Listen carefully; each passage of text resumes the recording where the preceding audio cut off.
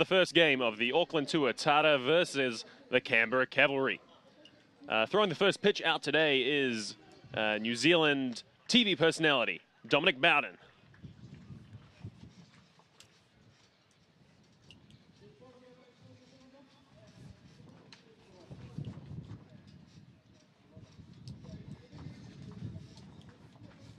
What are you predicting here for the first pitch, Sam? I'm going to say he bounces it. I've got no faith in him. No, I reckon he hits the cameraman.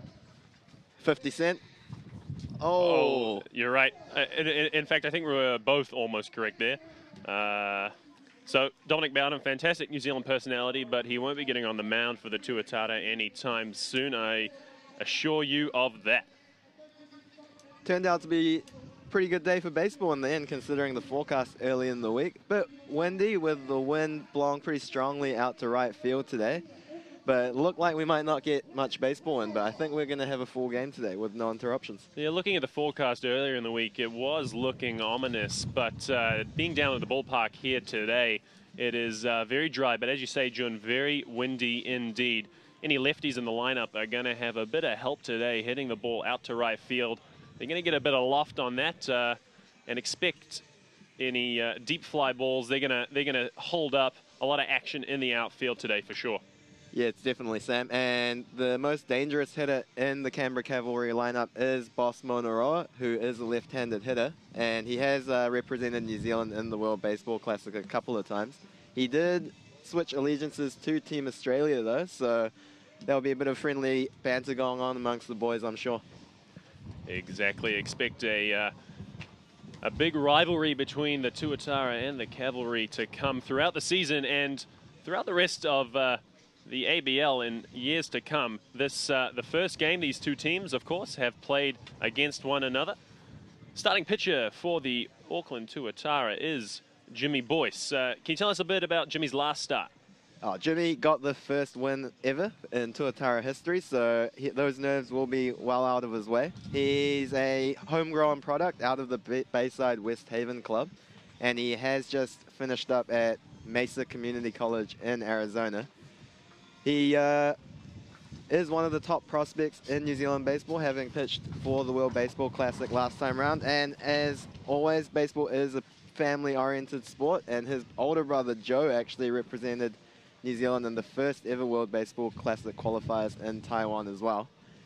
He has a three-pitch mix, Sam. He's got a fastball, curveball, and a changeup, and he should be looking to feature all of them against mostly right-handed dominant lineup of the Cavalry. Yes, Jimmy Boyce certainly found his comfort zone on the mound last week. He threw 4 innings of scoreless baseball last week, giving himself now an average of, pardon me here folks, throwing with an ERA now of 4, although that's mostly due to his somewhat shaky start he had against Perth in that opening series over in Western Australia. But expect him to be in form now, and look, we've got a lot to look forward to in this young kid.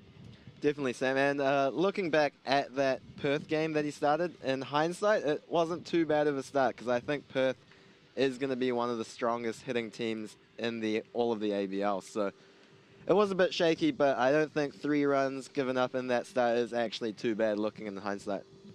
Exactly, and just a wee correction here, folks. So the line for Jimmy's last start, he threw 5.1 innings, giving up 1 earned run, striking out 3. So a pretty good start there, and the Tuatara will be looking for Jimmy to continue that form as they're about to take the field here for the first game of a very exciting series. So, if you're just joining us, welcome once again to McLeod Park in West Auckland. My name is Sam Harvey, and with me is Jun Kim, and we'll be calling the game for you today, keeping you updated with the stats and a little bit of what baseball insight we can offer as well. As you see on screen there, Sam, that's the new arrival for the Tuatara. That is the Rockies prospect Taylor Schneider, who just landed this week. And look for him to play a big role in this Tuatara offense. So what you can see on the screen before you is indeed the batting lineup for the Auckland Tuatara. We'll take you around in fielding position. So throwing for the Auckland Tuatara will be Jimmy Boyce. He will be throwing to Kyo Chun Wei, the catcher, playing first base. Chris Renaissance Richards. Second base will be the new import from the Colorado Rockies, Taylor Snyder. Third base, Daniel Lamb Hunt, playing shortstop, Hirasawa. In right field, Max Brown. Center field, Eric Jenkins. And rounding us out in left field, Zach Clark. Yeah, excuse the graphic on the screen. There were just a few last-minute changes by the managers for the Tuatara, so I think what Sam just read out to you is the correct lineup. So as Jimmy takes his warm-up pitches, we invite you to come and join us here on what is a somewhat windy but otherwise beautiful day for baseball at McLeod Park in West Auckland. Certainly plenty of seats, plenty of refreshments, activities for the kids. We got some coffee going on here now, a very delicious coffee, I may say so indeed. And just a lot of fun to be had in what will be great 9 innings of baseball. Definitely, Sam, and I've got a lovely Tuatara Pilsner in front of me, the proud beer sponsors for this team. And Kevin Napier, once again, has done a fantastic job with the field. Absolutely picturesque as Jimmy Boyce comes set to deliver the first pitch of the game to Craig Massey, shortstop for the Cavalry. Misses low there for the first pitch of the game. Yeah, so Jimmy does have a nice two-seam sinking movement on his fastball, which does go down and away from the lefty, so he'll be looking to establish that early. Throwing that one in for a strike. So Craig Massey, the shortstop for the Cavalry, hitting currently with an average of 267, on-base percentage of .333. He's a contact hitter, a couple RBIs, 8 hits on the season so far. No extra base hits as it stands. So he's got some legs on it. He'll be looking to get aboard and get things started for the Cavalry here. And he cuts hard at that one, shooting it down the left field line. So that pitch on the outside corner with his fastball should be used to set up his changeup to the left-handed hitters, which is his best out pitch. So we'll look to see if he does go with that here. And that ball is hit hard into center field. Going back is Jenkins. He's got a little way to go back, but that'll in the end be comfortably taken by the very speedy center fielder for the first out of the game. Once again, with the big dimensions of this field, Sam, that's going to play right into the hands of this athletic, speedy Tuatara outfield, who did an excellent job with the Bandits hitters, ranging to all the fly balls last week. Eric Jenkins, $2 million man for the Texas Rangers, drafted in the second round. He has elite wheels in center field, so it's great to watch him track down fly balls. At the plate now for the Cavalry is David Candelis, the center fielder. So I know we talked about it a lot in the last series, but just quickly for the viewers at home, how exactly would you describe the playing style of this Tuatara squad? This Tuatara squad is built on speed and athleticism and a strong outfield defense. And coaches did ask the field crew to set the fences up quite far, as is a prerogative for the home field team. And that fastball just missing outside, the count moving to 2 balls and 1 strike here. So yeah, the key for Jimmy will really must be to throw strikes and not give up the free passes. That's what happened against his start in Brisbane, where he only gave up the 2 walks.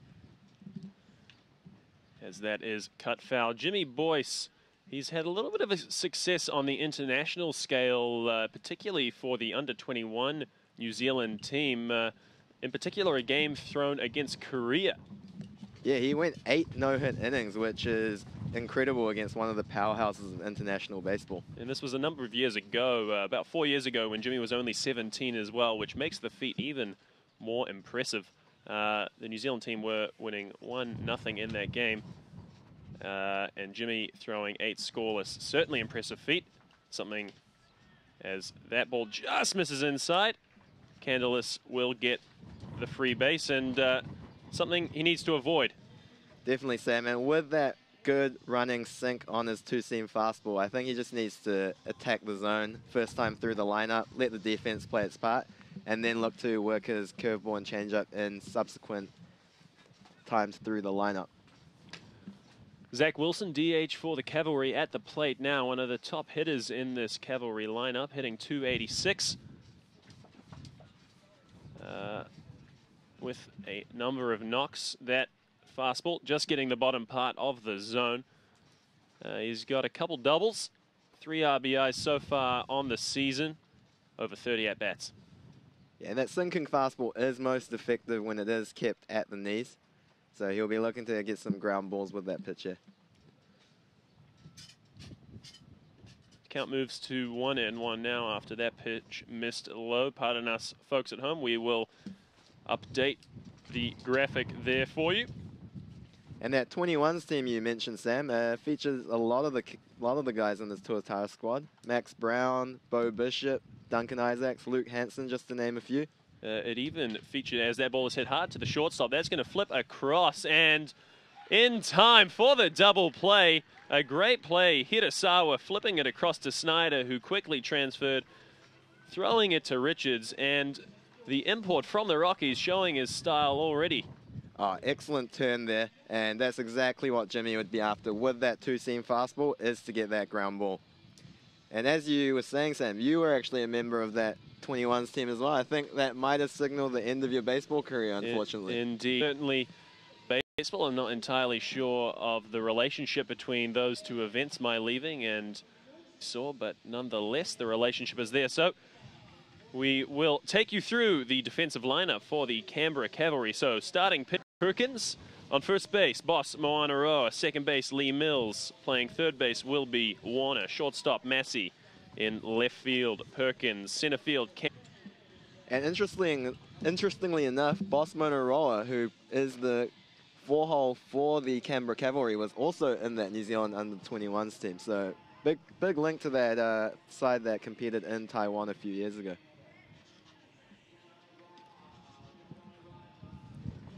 So leading off the hitting, as always, for the Tuatara, we have the same, it seems to be the same 6 for the Auckland squad that played last weekend. So you'll see Jenkins, followed by Lamb, Hunt, then Brown, and Renaissance Richards. Yeah, familiarity does breed consistency, so it's really good to see the manager, Steve Mintz, sticking with the top 6 hitters in this lineup. If a right-handed pitcher was on the mound, he might have been tempted to bump Zhu up a few spots because he has been hitting well, but with Steve Kent, the lefty on the hill, he has kept the top 6 exactly the same.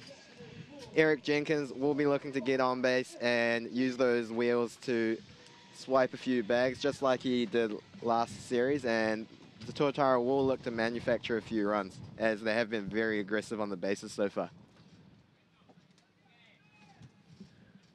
So you were telling me before the game a little bit about this Cavalry starting rotation.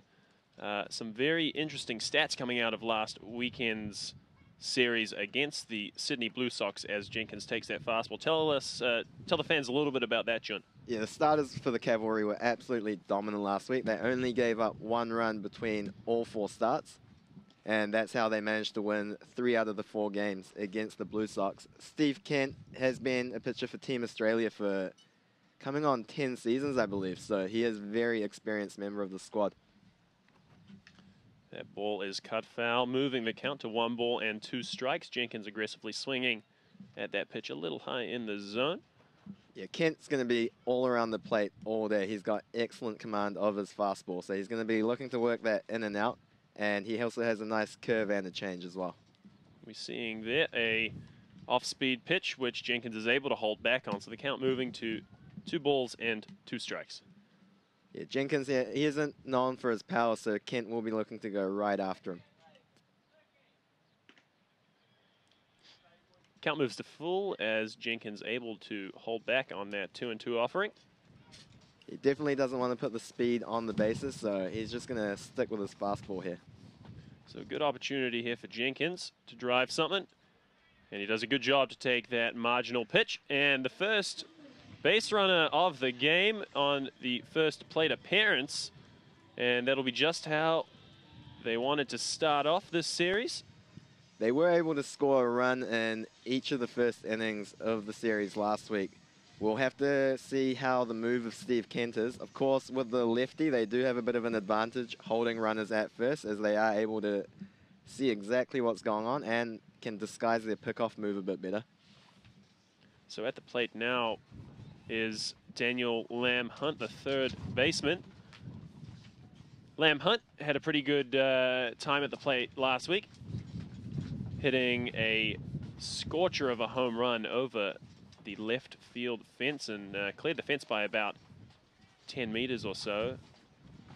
He got a RBI in each of the 3 games last week. He will be one of the keys to this lineup. And this Tuatara lineup, they do have very aggressive approaches, so they will be looking to swing the bat hard and early, but they just need to make sure they are aggressive in the strike zone, as they have been expanding their strike zone a little bit too much and have been punching out quite a bit. So the count 1-1 to the third baseman. How much of a difference does it make for Eric Jenkins, very good base stealer with a lefty on the mound? It is definitely harder to get that lead. He has thrown over 2 times already, so Kent is very aware of the threat on the base paths at the moment. As you see, Johnny Southey just helping Eric Jenkins out there as the first base coach. As Lamb Hunt does swing hard, but he does swing through that. That has been the theme for the Tuatara hitters from 2 through 5. They will be looking to do damage, though, as they all do possess extra base power. So they just need to limit their chasing of pitches outside of the strike zone. Lamb Hunt swinging hard, cutting that one foul. The count remaining at 1 ball and 2 strikes. So Lamb Hunt getting off to a pretty good start to the season, hitting with an average of 237, an on-base percentage of 333 so far. So through 22 at-bats, he has earned himself 6 hits with the 1 extra base hit, which was, of course, the home run, amounting to 4 RBIs in the 6 games he has played so far this season. Jenkins does seem to have a pretty good read on Kent's move. He has seen it 3 times, and he's got back standing each time, so he will be feeling a bit more comfortable now. As he does indeed go, that ball is lifted foul, and Jenkins will be sent back to first. So Jenkins looked like he had a pretty good jump on that one. Yeah, he had that base stolen easily, but that was a strike thrown to Lamb Hunt, so he was okay to swing at the pitch for sure. But he got an excellent jump, as you said, Sam.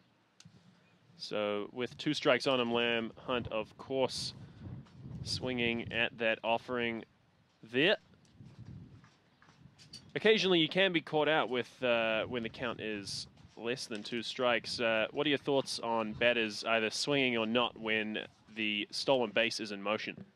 I don't think it's a good idea to put too much thought into the batter's head, so I don't think taking the pitch with 2 strikes is a good idea. So I don't think they'll have the green light to swing away as long as it is a 2-strike count. What about earlier in the count? What are your thoughts on swinging at that pitch with the runner in motion with 0 or 1 strike? It depends who's running, but you can kind of see out the corner of your eye when the base runner does get a good jump. And with Eric Jenkins' speed, I think you should be taking if you can see that he has got a good move over to second.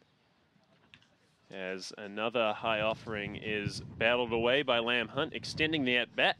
So the count now 3-2, none down here.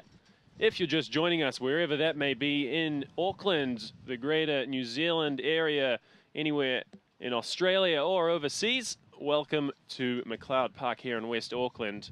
You're joining us in the bottom of the first inning, the count 3-2. Daniel Lamb Hunt, the third baseman, up for the Tuatara, as he fouls off another offering there. We are very pleased to have you all with us. Tuatara management, Sam, they look to be sending Eric Jenkins on the pitch in this full count, so they are backing him to be able to steal second if Lamb Hunt does end up striking out. Lammy doing a really good job battling and staying in this at-bat. So this will be the 10th pitch of the at-bat.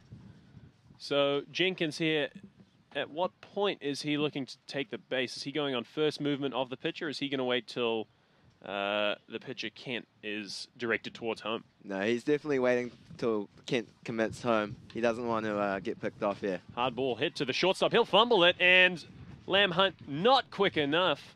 So Jenkins able to make it to second base, but Lamb Hunt doesn't quite have the wheels of his fellow Tuatara, and so there will be a runner moved to second base. So they won't be too unhappy with the outcome. Bit of weak contact there after a 10 pitch at bat, and that was Massey, the shortstop. That's definitely the advantage of putting the runner in motion on a full count there. They were able to stay out of the double play, and he is in scoring position now. So it ended up being a productive at-bat for Lamb Hunt, and he made Kent really work there. So at the plate now is Max Brown. Affectionately, as off goes Jenkins, Kent will step off, and that ball goes past the third baseman, Warner, and Jenkins will easily come in to score. A bit of a misstep there by the Cavalry pitcher. Overthrew it to third base, and that'll put the first run on the board for the Tuatara. Well, that's what elite speed can do for you, Sam. He did get picked off, but with his wheels, Kent still had to rush that throw over to third and ended up making an error there. And Tuatara get one run up in the bottom of the first, just like last series. It is a lot going on for a pitcher when the runner takes off like that. It's very difficult to compose yourself, step off the base, and then redirect the throw. As you saw, a million things going through Kent's head there, but he's just got to reset and throw as well as he can against the right fielder for the Auckland side, Max Brown. Kent is almost exclusively sticking with his fastball and attacking the Tuatara's hitters with that pitch. As that fastball misses low, the count moves to 1-1. Ladies and gentlemen out there who are interested in the speed of the pitches, we will do our best to get a radar gun out the back there and give you regular updates as that offering is hit over the first base dugout. The count moves to 1-2 strikes. I do believe his fastball sits in the upper 80s from the left side, which is more than respectable.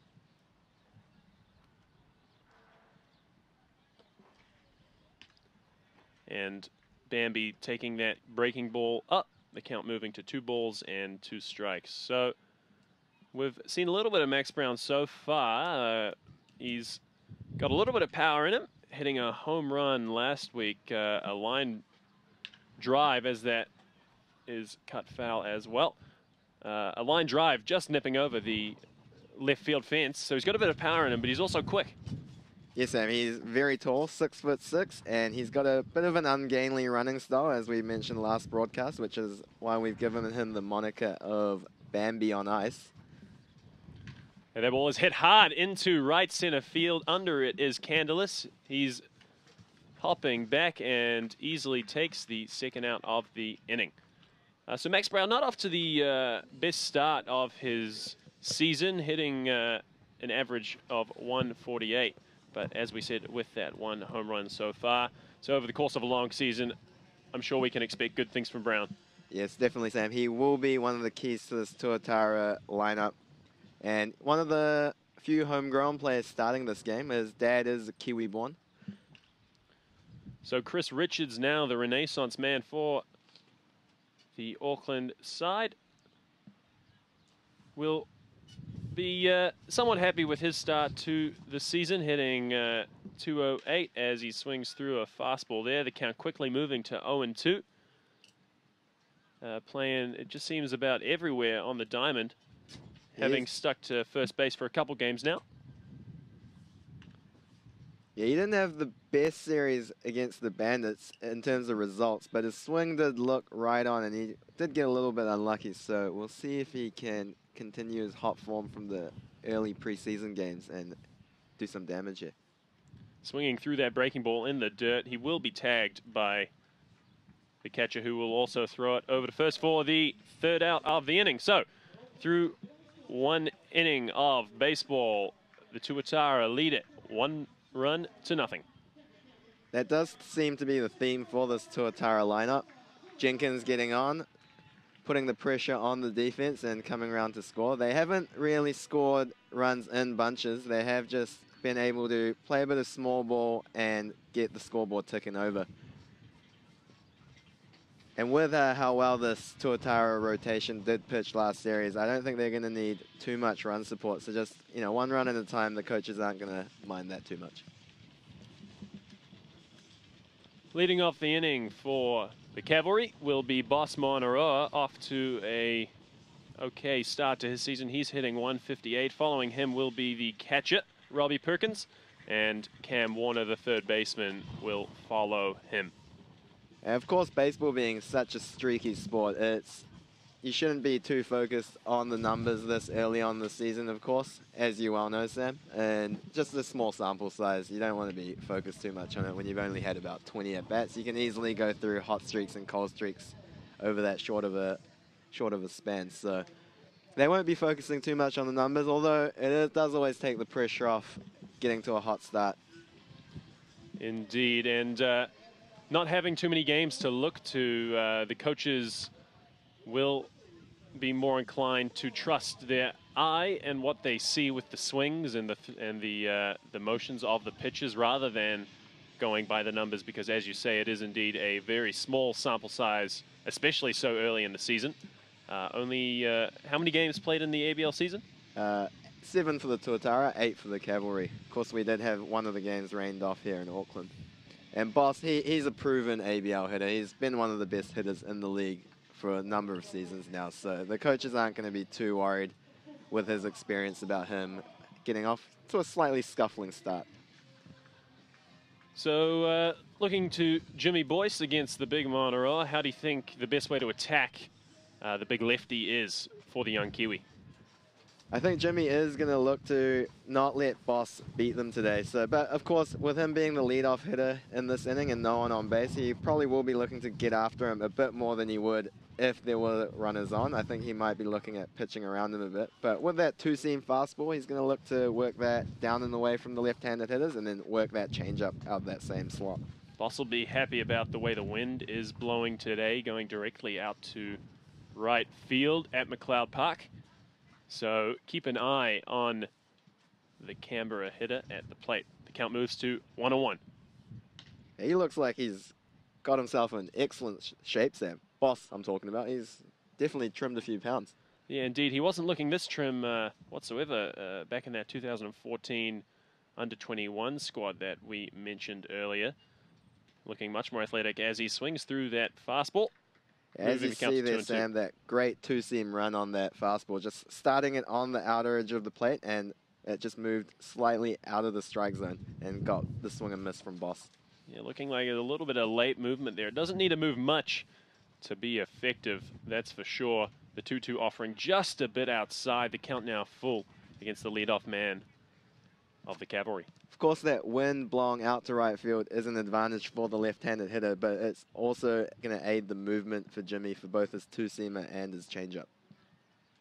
3-2 offering now. Swung on and fouled down the third base line. One thing about Boss is he is a very patient hitter. He does like to get deep into counts, and he's not afraid to draw the walk. So he's got a very keen eye at the plate, so Jimmy will have to attack the zone with no one on base here. So we've seen the Auckland pitches a little bit now as that ball is trotted down to the second baseman, Snyder. He'll flip it to Richards for the first out of the inning. As I was saying, we've seen a little bit of these Tuatara pitches so far. So what are the offensive keys to the game here for the Cavalry if they're going to overcome the home side? They're definitely going to have to be patient. Jimmy can get a little wild at times, but he's shown good control so far this game. He is looking at attacking with that two-seamer down the zone, so they should look to jump on that early. That ball is hit hard into right field. Going back is Max Brown, and just reaching with those long arms, Bambi's able to go up and grab that one. Jenkins shaking his head. Max Brown going full tilt at that ball there, and Jimmy Boyce, thankful he's got the tall man out in right field, that's for sure. 2 outs now in the top of the second inning. Not only did he show great closing speed, he got an excellent read and the first step on that and just helped him mow that ball down in the gap. So at the plate now is Robbie Perkins. Pardon me, folks. That was just Robbie Perkins you saw hit. We got Cam Warner, the third baseman for the Cavalry. So yeah, the Cavalry hitters are going to have to identify when Jimmy leaves that two-seamer up in the zone a little bit like Perkins just did earlier. When it is down in the zone, he is going to get a lot of ground balls like he did with Boss and that double play he got in the first inning. So just as soon as he leaves it up, they're going to look to be aggressive. That fastball offering in the perfect spot in the bottom lower part of the zone. The count moving 1 ball and 2 strikes now to Cam Warner. He hasn't made many mistakes so far. He's living right in the bottom of the strike zone. That breaking ball just missing. Catch away, not happy about that one. But another offering will be needed here from Boyce. Count moving to 2-2. Yeah, that was a nice hard breaking ball that looked like it just caught the outside corner, but he'll have to shake that off. That fastball hit hard into center field. Camping under it is Jenkins. Gives us a little hop, and that records the 3rd out. So a quick inning there from Boyce. The score still 1-0 to the Tuatara. You see Jenkins with a bit of showmanship there. He does seem to do that a little bit, coast to the ball, but as long as you don't drop them, I don't think the managers are going to mind too much. Yeah, I mean, we've just seen the class of Jenkins consistently through both the warm-up games and the regular season games in the ABL so far, and probably deserves to be able to earn a little bit of that showmanship. Okay, folks, so as we move now to the bottom of the 2nd inning, we will join you after a quick ad break.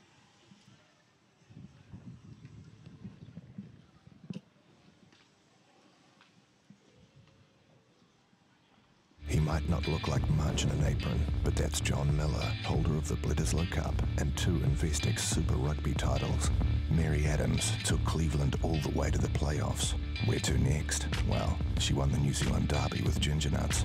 Finally, meet Richard Sykes, a man with many loves, 80s hip-hop, his dog Buck Twain, and winning, specifically, the Cup final at Wembley. Now it's your turn. TAB, now you're in the game. Oh, what a hit! Oh, that looks serious. Oh, she's not happy. It's a long road back. Powerade Ion 4 replaces 4 electrolytes lost in sweat to drive today's athletes forward. Adams inside. Pascoe coming back strong. What a comeback. What a champion.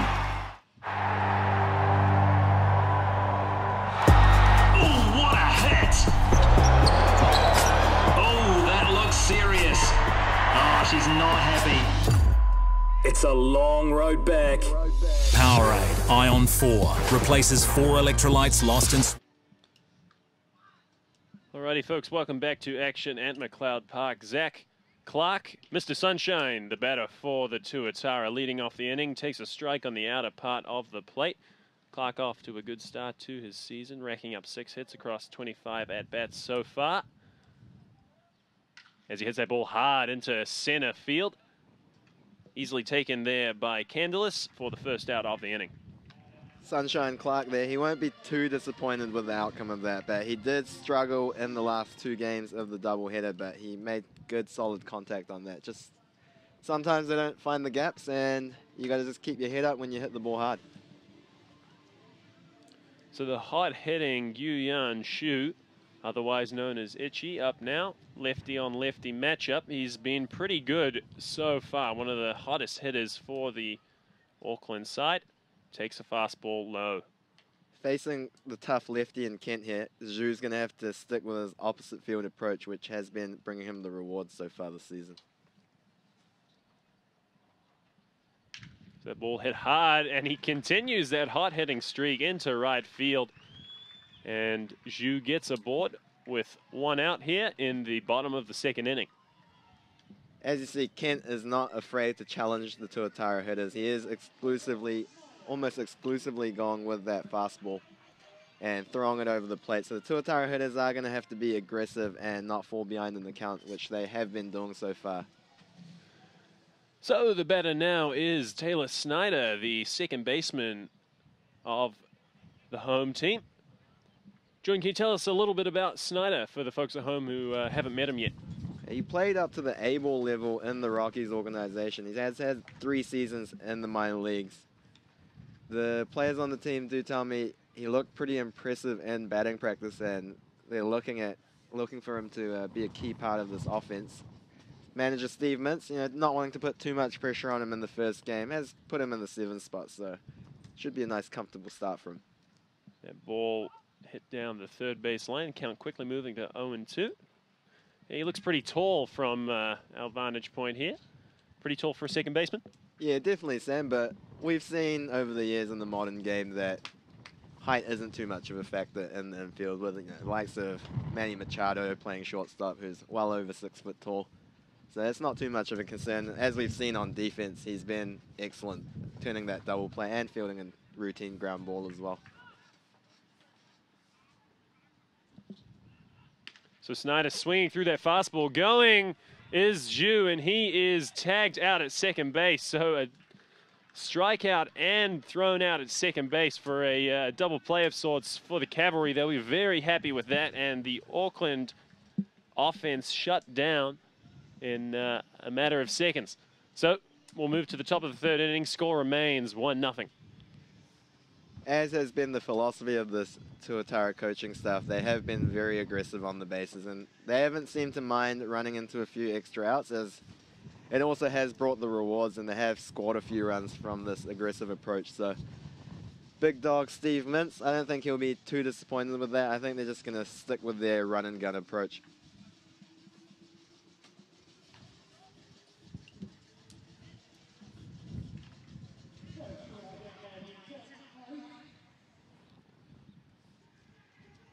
Continuing on the mound will be Jimmy Boyce.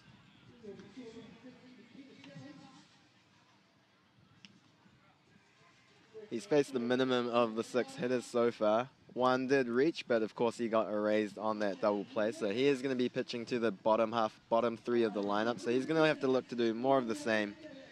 Live with that 2-seam sinking fastball down in the zone and let his defense do the work.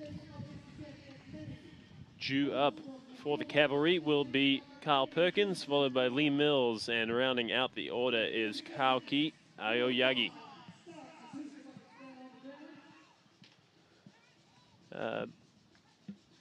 Bit of fun going on in front of us here in right field. Some of the fans getting amongst the action.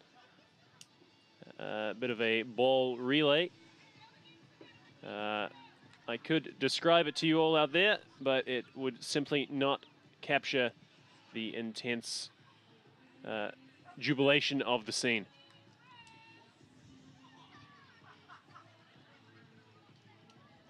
Jimmy looks out to the festivities in right field, looking a little bit annoyed.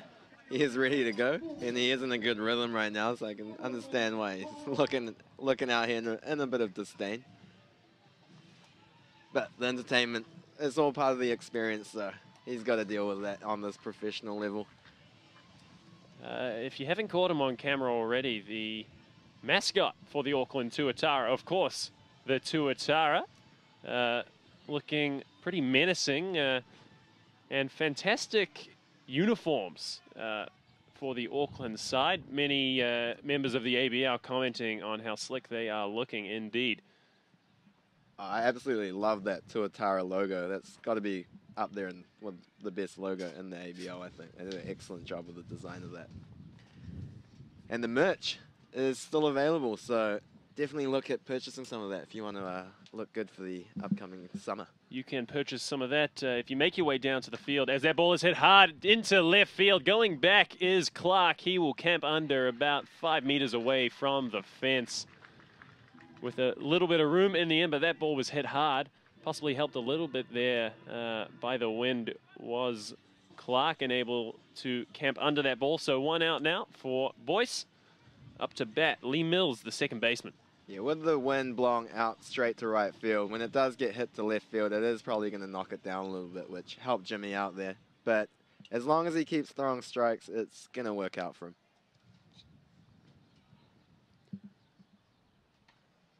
So just letting that one fly a little bit high on what looked to be a breaking ball that just got away from him, maybe? Yeah, possibly a change-up there. He hasn't thrown too many, but he does have a good change-up and curveball. As a fastball misses low, Boyce falls behind, 2 balls and no strikes. So Mills, of course, a long-time member of the Canberra Cavalry, having played as that ball is popped up into just over the second baseman's head. Calling is Brown, taking priority over the new second baseman, Snyder. 2 outs now. Great communication from Max Brown and the Tuatara defense there, Sam. For the listeners, who does get the right of way when a ball gets hit into the outfield like that? So, as a rule, the center fielder has priority over everyone, including the other outfielders. All outfielders will have priority over all of the infielders, and then it will be the shortstop has priority over the rest of the infielders, followed by the second baseman, with the corners getting priority after that, followed by the pitcher, who should never have to catch a ball unless no one else can. Never, Sam. I don't think pitchers always like to think they're the best athletes on the team, but we often know that's not the case. Looking at my commentary partner directly in the eye as they say that. I don't know about that. Well, actually, yeah, no, that's a fair enough comment there. I have been known to throw the ball over first base far too often than could be considered reasonable. So at the plate now, Kaoki Aoyagi hits that ball, line shot into right field, but coming in is Brown, taking a wee slide there, able to just scoop up the ball and putting his long levers to use there. So Bambi on ice shows a little bit of athleticism in the field and coming away with the out. Very happy getting the congratulations from his teammates there. We sound like broken records, but we got to keep bringing it up. This outfield is just incredible. They're going to bail out the pitching stuff all year long, I believe. So Jimmy just needs to keep throwing strikes like he is doing. He's doing a great job. As you saw there, when he does leave the ball up, and that is when the Cavalry hitters are looking to do a bit of damage, but he was able to live at the knees for the last 2 hitters there. And Max Brown getting a perfect read. Often that ball hits straight at you. It is a little harder to come in and get that read coming straight in without breaking back with your first step, but Max read that perfectly and went into a little slide and made a really nice play. Yeah, good safe way to slide there for all the kids at home. I don't think it quite got caught on your screens, but as if he were sliding feet first into a base, down went Brown, even from that great height of his, able to come up cleanly with the ball. It can be a little bit dangerous going head first sometimes, as yours truly would know, having snapped my wrist about a year ago.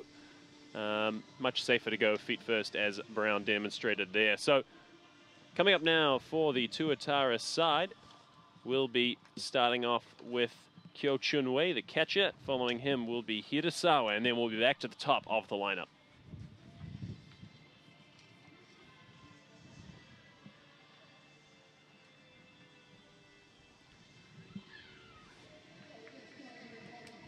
Kent, despite the leadoff runner of the game coming around to score, he has done pretty well. He did make a bit of damage for himself with that overthrow of third base when he had Jenkins dead in the water. But he has settled in nicely, and he'll be looking to do more of the same. He has been sticking with that fastball, like I mentioned, so he'll be looking to continue with that with the bottom part of the lineup coming up. Kyo Chun-wei, the catcher, at the plate. Kent coming from the windup. First offering of the inning is a strike, lower part of the zone, painting that bottom part of the plate. Getting hit 0-1.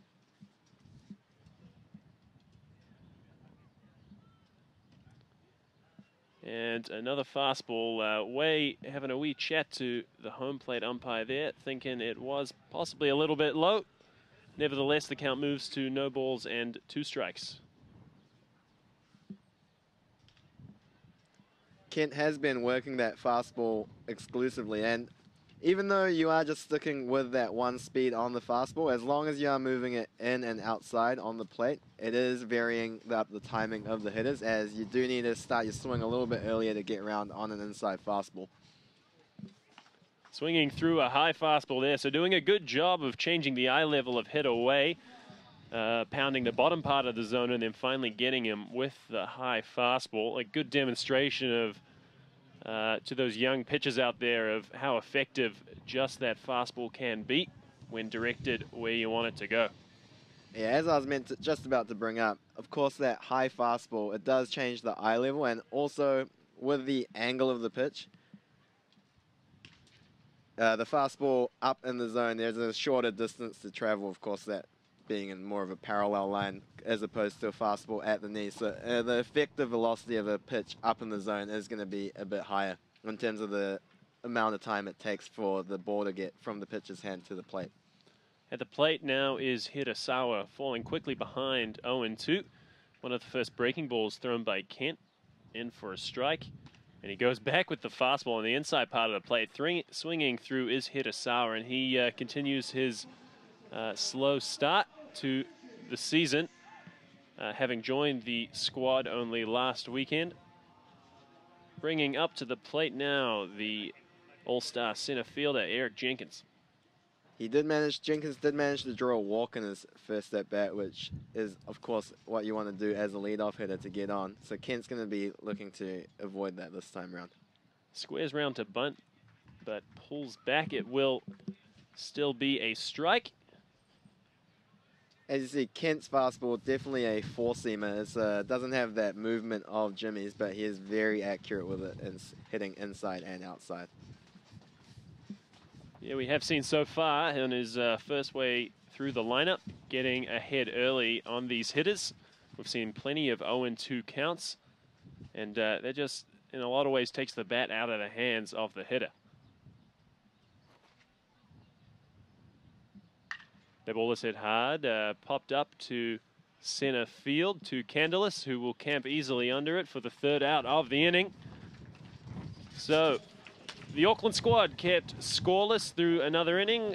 The score now 1-0. That will be the key to dealing with Jenkins, is to make him earn his way onto base. It's going to be suicide giving him a free pass, as he's just going to wreak havoc on the bases. So I don't think he's got the biggest extra base power. So Kent rectifying his mistake from the first inning and going right after Jenkins, even with a 0-2 count there.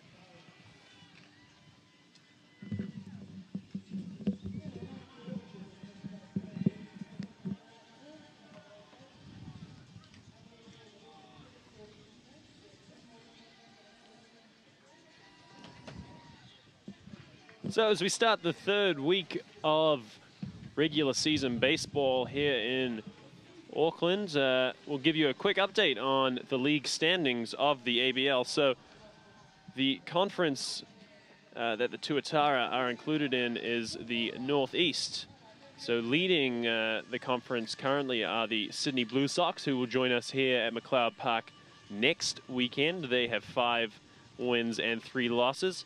The Brisbane Bandits closely behind them, currently at 4-3, who we saw last weekend.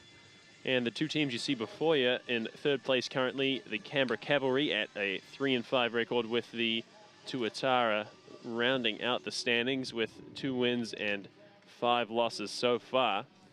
In the Southwest Conference, Perth Heat, the team the Auckland side played in their opening series, currently 7-2, followed by the Melbourne Aces, 6-3, the Adelaide Bite at 4-5, and the other newcomer to the ABL, the Geelong Korea team, at 2 wins and 7 losses.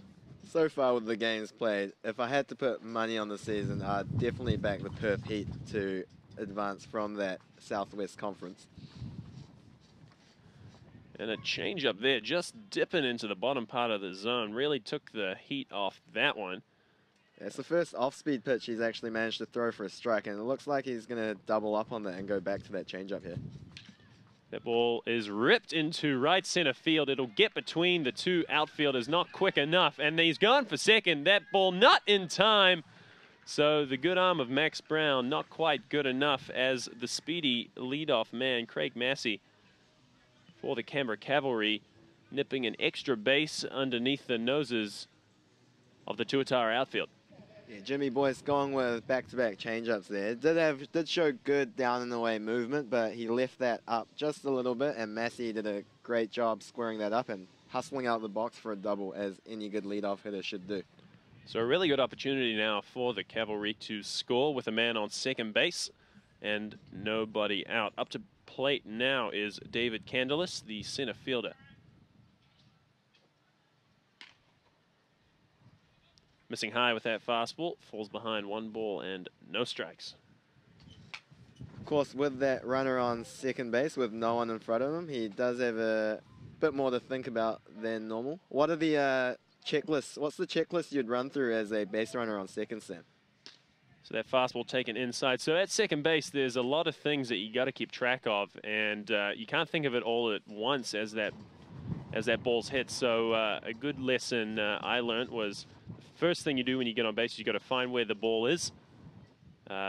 Occasionally you see the hit and ball trick, and you don't want to be caught out by anything like that. So find where the ball is, then pick up your coach as Candelis takes that fastball low. And then you want to know the count, you want to know the situation. Are there any other runners on base? And then it's very important to know where the outfield is. You want to be able to get a jump knowing whether or not you can score on a line drive without having to wait to see if the ball drops in. And that's a skill that you gain only after lots and lots of reps and training and in games. It's not something that is particularly natural to many players, and all the best base runners will take plenty of reps.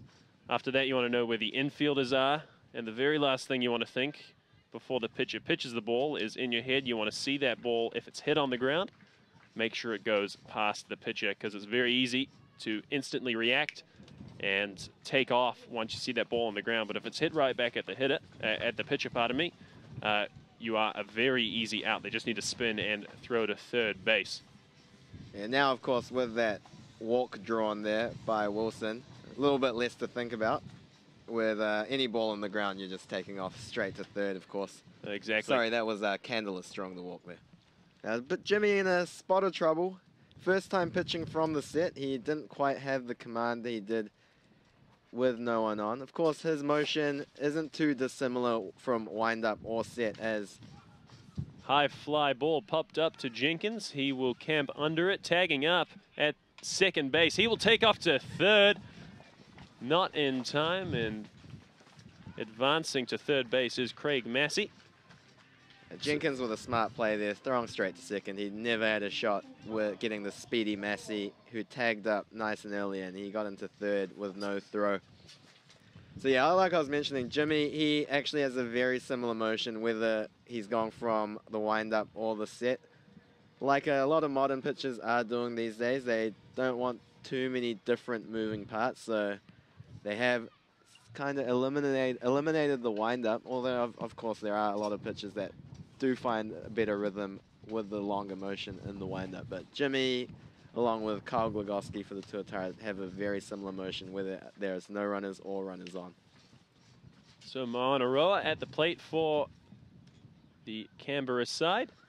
Runners on first and third base. So the best opportunity they have to score a run they've had so far in the game.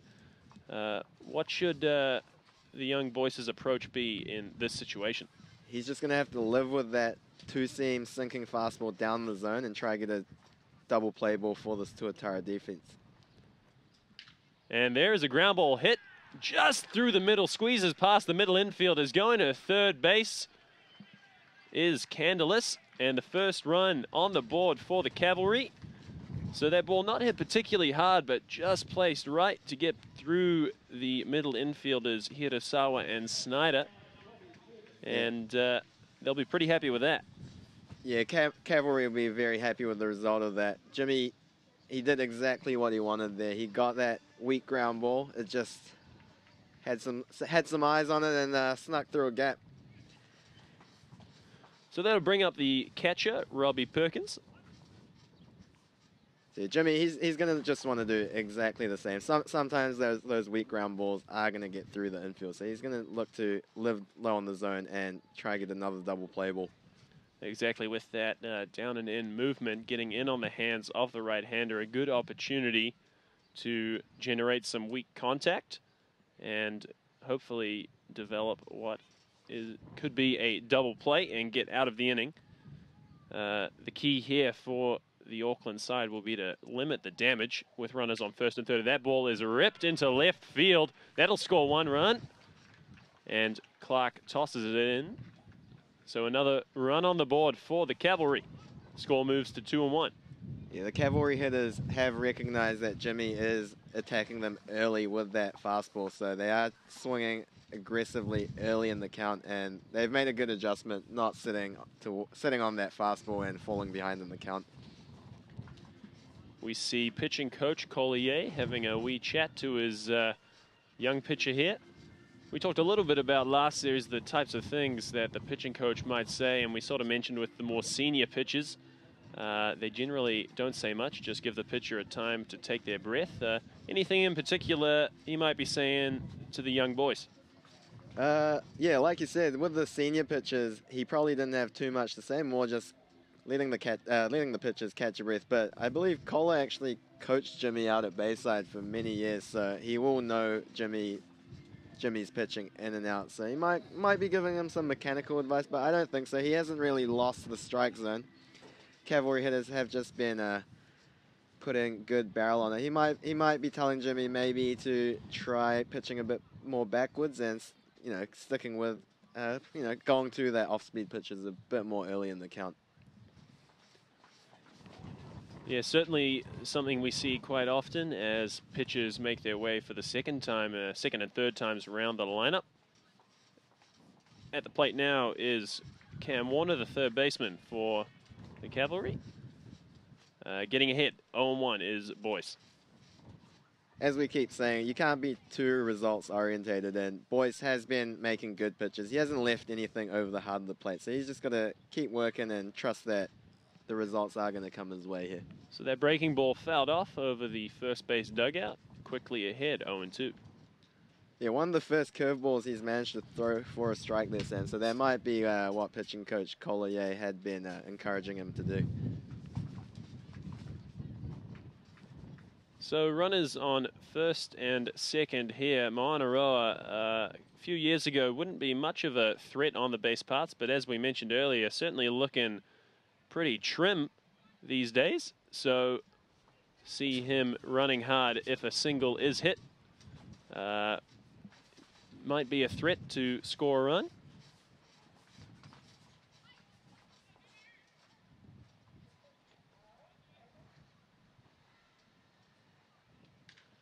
And that ball is hit hard. Just gets by the third baseman. That is in fair play. Coming around is Clark. Moanaroa will score. Kept at third base is Perkins. So moving to 2 and 3, the Canberra lineup continues to play roundabout on Jimmy Boyce. Jimmy getting another ground ball there that just snuck by third baseman Lam Hunt. It looked like he might have had a chance on there. He looks a little bit disappointed in himself, but this is when you really got to knuckle down. Jimmy Boyce has a very good mentality. He is a fighter out there, so I'm not too worried. The Tuatara management have brought the infield in, looking to prevent that run from scoring on a ground ball. Perkins now, the left fielder, at the plate. Runners on second and third as he takes a fastball up. Of course, with that infield in, it does give you a chance to get the runner from third on a ground ball going home. But, of course, any ground ball is far more likely to actually sneak through to the outfield. So it's going to give that base runner on second a chance to score if a ground ball does get hit and sneak through to the outfield. So will we expect, we don't quite have a view of the bullpen. Would you expect any of the relievers to be up and warming up at this point? Definitely. With it being in the top of the fourth, it's about the time when you would be looking at getting someone up and loose. And with him getting in a spot of trouble, we can't, like you said, we can't quite see the bullpen, but I imagine there'd be a couple pitchers warming up.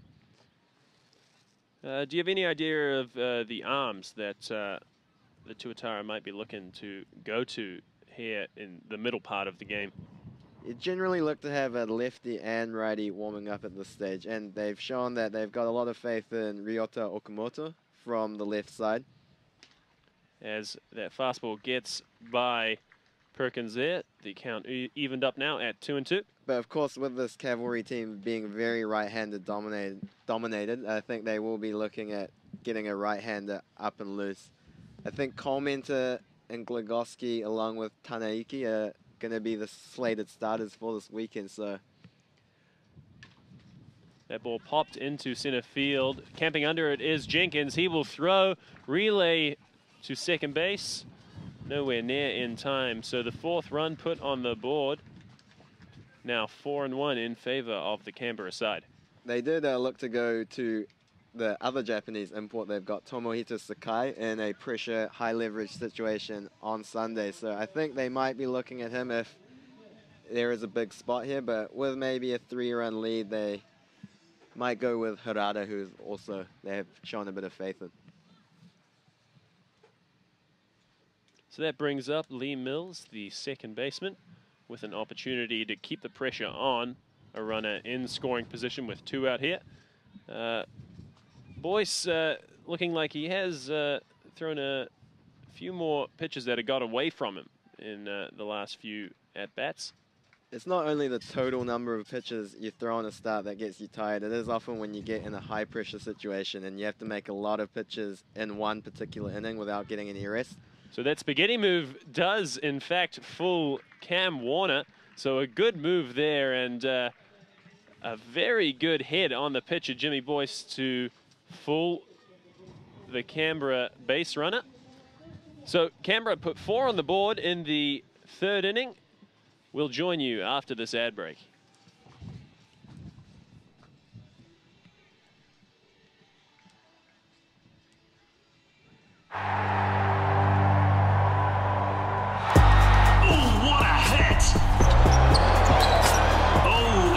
Serious. Oh, she's not happy.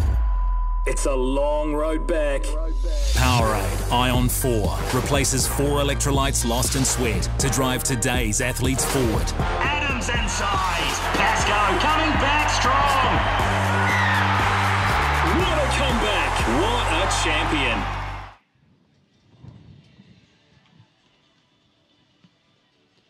Continuing for the Cavalry side will be veteran Stephen Kent, doing a very good job so far of working very efficiently. Something we've seen is quite a common theme amongst these veteran pitchers in the Australian Baseball League. They don't sometimes have quite the velo of some of their younger counterparts, but they're certainly just as, if not more, effective at working the count.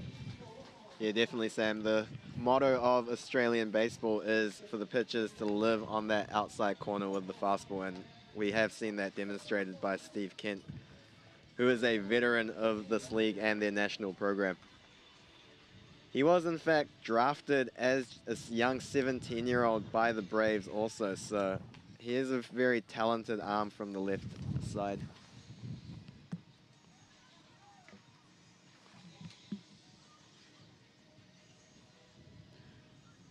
So that we have the heart of the Auckland lineup coming up. So leading off, you will see Daniel Lamb Hunt. Following him will be Bambi Brown and Renaissance Richards rounding out the first 3 hitters. If there was a time to do any damage, now would be it. And there's plenty of baseball left to be played. The score currently sitting at 4-1 in favor of the Canberra Cavalry. If you are just joining us, my name is Sam Harvey, and I have with me fellow New Zealand baseball aficionado Jun Kim. As you said, Jun, just living on that outside part of the plate, spotted up, but just a bit outside for the first ball of the at-bat. Yeah, with the high strikeout rates of this Tuatara lineup, they haven't been able to string big innings together, so which is what they will need to do. They've been more scoring 1 run at a time, but they're going to have to look to work the count get on base and maybe try and knock the starting pitcher out of the game. If there was a guy to do that, it would be Lamb Hunt to get things started. Very good start to the season with a bomb already to his name. Very powerful is the two-hole hitter for the Tuatara as he grounds that one to shortstop Massey, who flip across to first for the first out of the inning. Lamb Hunt, a local product. It's good to see him getting the start out at third base. Hailing from the Ramblers softball club originally before he did get picked up and moved to Australia and now playing in Germany, and he's one of the stars of that league, being a perennial all-star in that German Bundesliga. So we got Max Bambi Brown, right fielder, at the plate now, making the umpire look a wee bit short there. Popped up over the head of Moanaroa at first base. Just in foul territory, he'll reach across, but able to catch it. 2 outs now in the bottom of the 4th inning. It's going to be a bit of a struggle for this Tuatara lineup. They don't like to work the count much, but with this starting pitcher there, it's going to be to their advantage if they can try rack up his pitch count and get to the slightly weaker bullpen of the Cavalry, because their starters have shown that they are elite. So a fastball on the outer part of the plate taken by Renaissance man Chris Richards. Richards has been one of the hitters in the top of the lineup that has been willing to see a few pitches. And he flips one that pops in front of the center fielder, and that'll start things off with 2 down here in the bottom of the 4th inning. So a little bit of life shown from the Tuatara hitter here. And following him will be left fielder Zach Clark. Zach Clark put a really good swing on the ball in the first at-bat of his first at-bat today. He just hit that one straight down the left fielder's throat. So he has seen Kent well, so he'll be looking to do some damage here. As that fastball misses high. Something I haven't noticed too much of, mostly to my disappointment, is a lack of high socks being worn in the Tuatara squad as Zach Clark fouls off that pitch. You see Chris Richards sporting the high socks there at first base, but he seems to be one of the only ones in the Tuatara lineup. Yeah, a bit more of an old school look as shown by Chris Richards there. He is from the Renaissance period after all. Kent checks him back. Do we expect Richards to be much of a base stealing threat here, Jun? He does have a bit of athleticism, but he does have some old tired legs out there, and Kent has been willing to throw over to first. So I don't think he's going to look to get too aggressive despite the Tuatara approach, especially being down 3 runs. I don't think the management are going to be looking at being quite so aggressive and taking so many risks on the base paths. Certainly, as you said earlier, base runners are the key, stringing some hits together. So falling behind is Clark, the count 1-2 now, as he takes that pitch just inside. Able to stretch the count now to 2 balls and 2 strikes. Good pitch there by Kent, even though that was a ball. He has got a couple strikeouts to right-handed hitters with that curveball. He hasn't shown his changeup too much. We'll see what he goes with here. That ball hit hard into center field. Going back is Candelas, but he'll camp under it, the wind holding it up. So another deep fly ball hit by the Auckland Tuatara into the safe hands of the Canberra outfield. They will qualm the little bit of action we saw late in that inning, and the score will remain 4-1 in favor of the horses, Canberra Cavalry. Of course, the deep outfields, they do play both ways, and it has burnt the Tuatara on a couple occasions so far this game. But all you can do is hit the ball hard and hope that the results will come.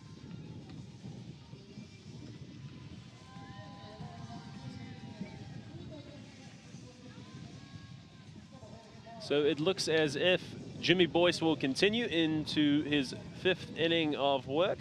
You surprised by that, Jun? No, he showed great composure getting out of that inning just earlier with that nice pick-off move. And he is a bit of a workhorse, so I think they don't want to burn their bullpen so early on in the series. So I look for him to at least go 1 or 2 innings more, provided he doesn't get in trouble. Jimmy Boyce, of course, one of the young all-stars to come out of New Zealand, has expressed a little bit of disappointment that he thought possibly by this point he may have been picked up by a major league team. It hasn't been so far. So this Auckland Tuatara team, Jimmy's opportunity and leaping off point for the next part of his career. Yeah, definitely. He was looking to get drafted in his last year of college. He didn't quite get what he wanted, but great opportunity to come home, back to family, and pitch in front of a home crowd in a professional uniform. Leading off will be the bottom of the lineup, Aoyagi.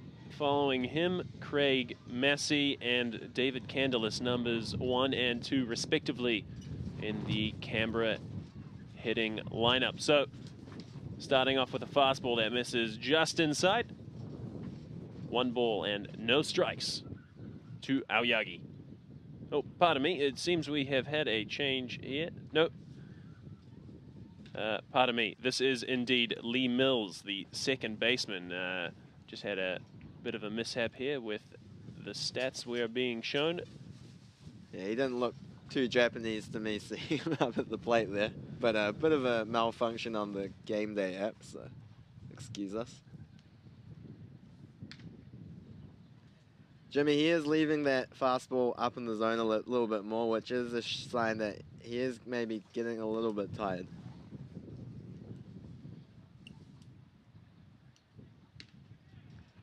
Able to fight back here and extend the at-bat. 2 balls and 2 strikes now.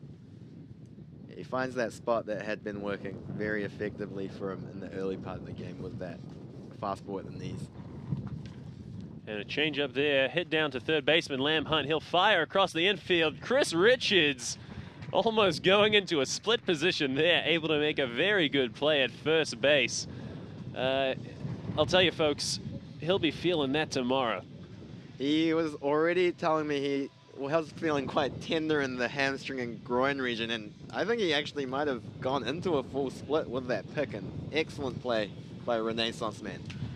With legs that have indeed been around since the great painters of the Renaissance era, he has continued to impress at home. So now we see Aoyagi, a man who looks much more Japanese than the last man at the plate. Number 10, the right fielder for the Cavalry. Yeah, Aoyagi will be looking to turn the lineup over to the top of the lineup for the Cavalry, where the likes of Massey have been doing damage. So we haven't seen him on the base paths yet, but he looks like Aoyagi might have a bit of speed on him. An option to try to extend their lead if he makes it on base. The count moves to 2 balls and 1 strike now.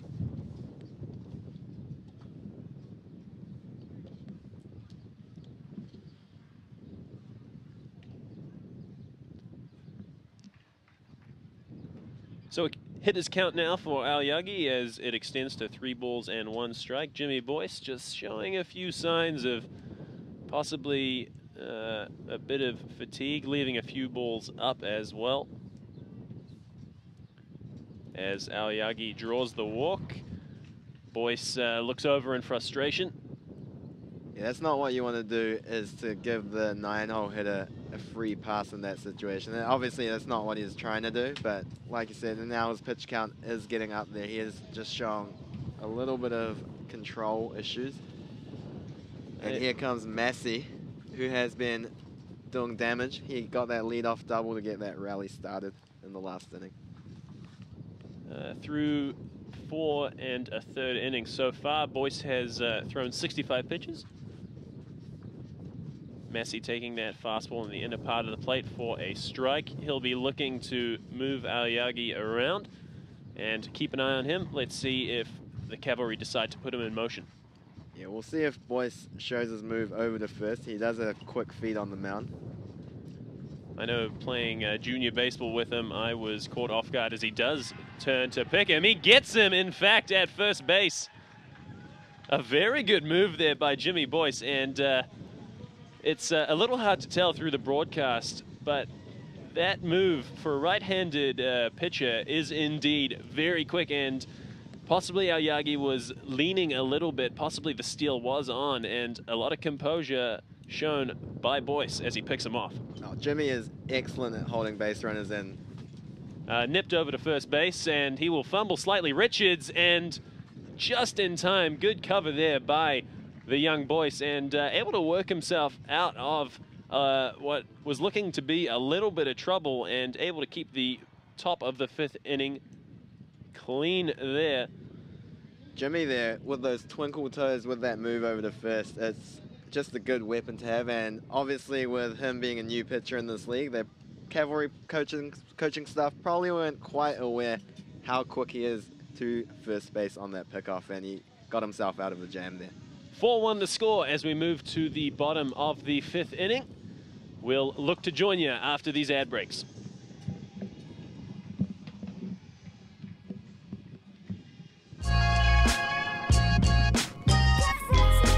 Hi, it's nice to be here to be able to report that Radio Sport's doing all the winning.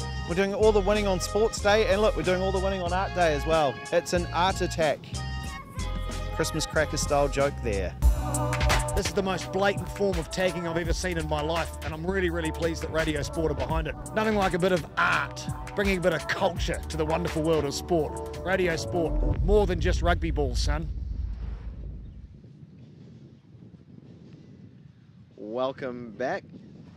We are in the top of the 5th inning with Steve Kent back on the hill for the Cavalry with a 4-1 lead, showing all his experience here. He will be looking to get deep into this game and, of course, have that bullpen well rested up for the rest of the series. He hasn't got himself in much trouble at all, and he's really showing his experience, working his fastball in and out, being aggressive and limiting the free bases for the Tuatara hitters.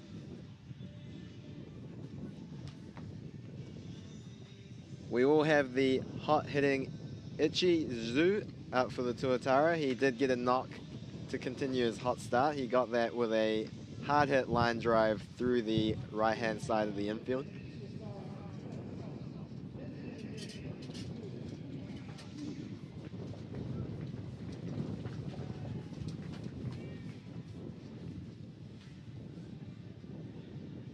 Kent here has been very efficient with his work. He's only thrown 55 pitches, and he's thrown an outstanding ratio of 41 strikes to just 14 balls.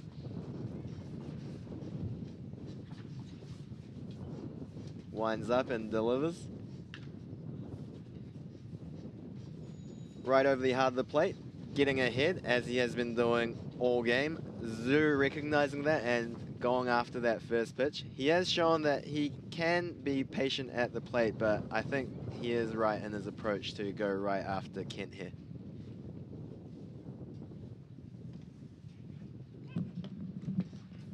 Kent has been more willing to go to that off-speed pitch with the left-handed hitter up at the plate, and Zhu falls behind 0-2.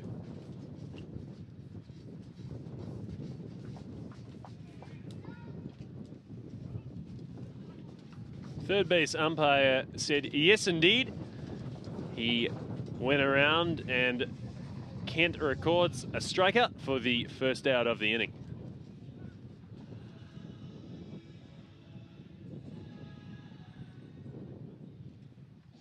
That brings up Taylor Snyder, the new second baseman, trying to make his mark and establish a foothold in the Tuatara lineup. He was a strikeout victim in his first at-bat to that high fastball. And taking a fastball in the lower part of the zone for a strike. Count moves to no balls and 1 strike. We don't quite have the numbers here, Sam, but he has been getting that first pitch strike on most of these hitters today. For all you young pitchers watching at home here, this is indeed a masterclass of fastball control and just how effective it can be if you get ahead of hitters even if you don't particularly have the fastest pitch. 0-2 the count to Snyder. We'll look to see if Kent decides to elevate that fastball again like he got Schneider with in that first inning. He has thrown 80% strikes of his 60 pitches, which is just outstanding. Able to hold back on that breaking ball offering there, extending the at-bat. Count moves to 2 balls and 2 strikes. You see on the left side of your screen there, Tuatara General Manager Ryan Flynn looking on at what a product of baseball as that ball is hit hard into left center field. Going back will be Perkins, and dropped is the ball by Candelas, and Snyder able to get to second base. So a runner on in scoring position with 1 out here. The GM, Ryan Flynn, will be very happy to see his new import from the Rockies getting off to a good wee start here. That ball was hit very hard against the wind. Yeah, Ryan, I hope we get back to that center field view. Ryan Flynn standing very ominously in the corner of the screen there. Kind of like the man on the grassy knoll with his glasses on. Indeed. There he is. You can see him there as he looks on as the catch away takes his spot. Schneider has shown a bit of speed in the minors. He has stolen in the double digits in a couple of seasons for the Rockies Single A organization. Yeah, he looks pretty slim. Looks like he's got a pair of legs on him. Way swinging through that pitch there.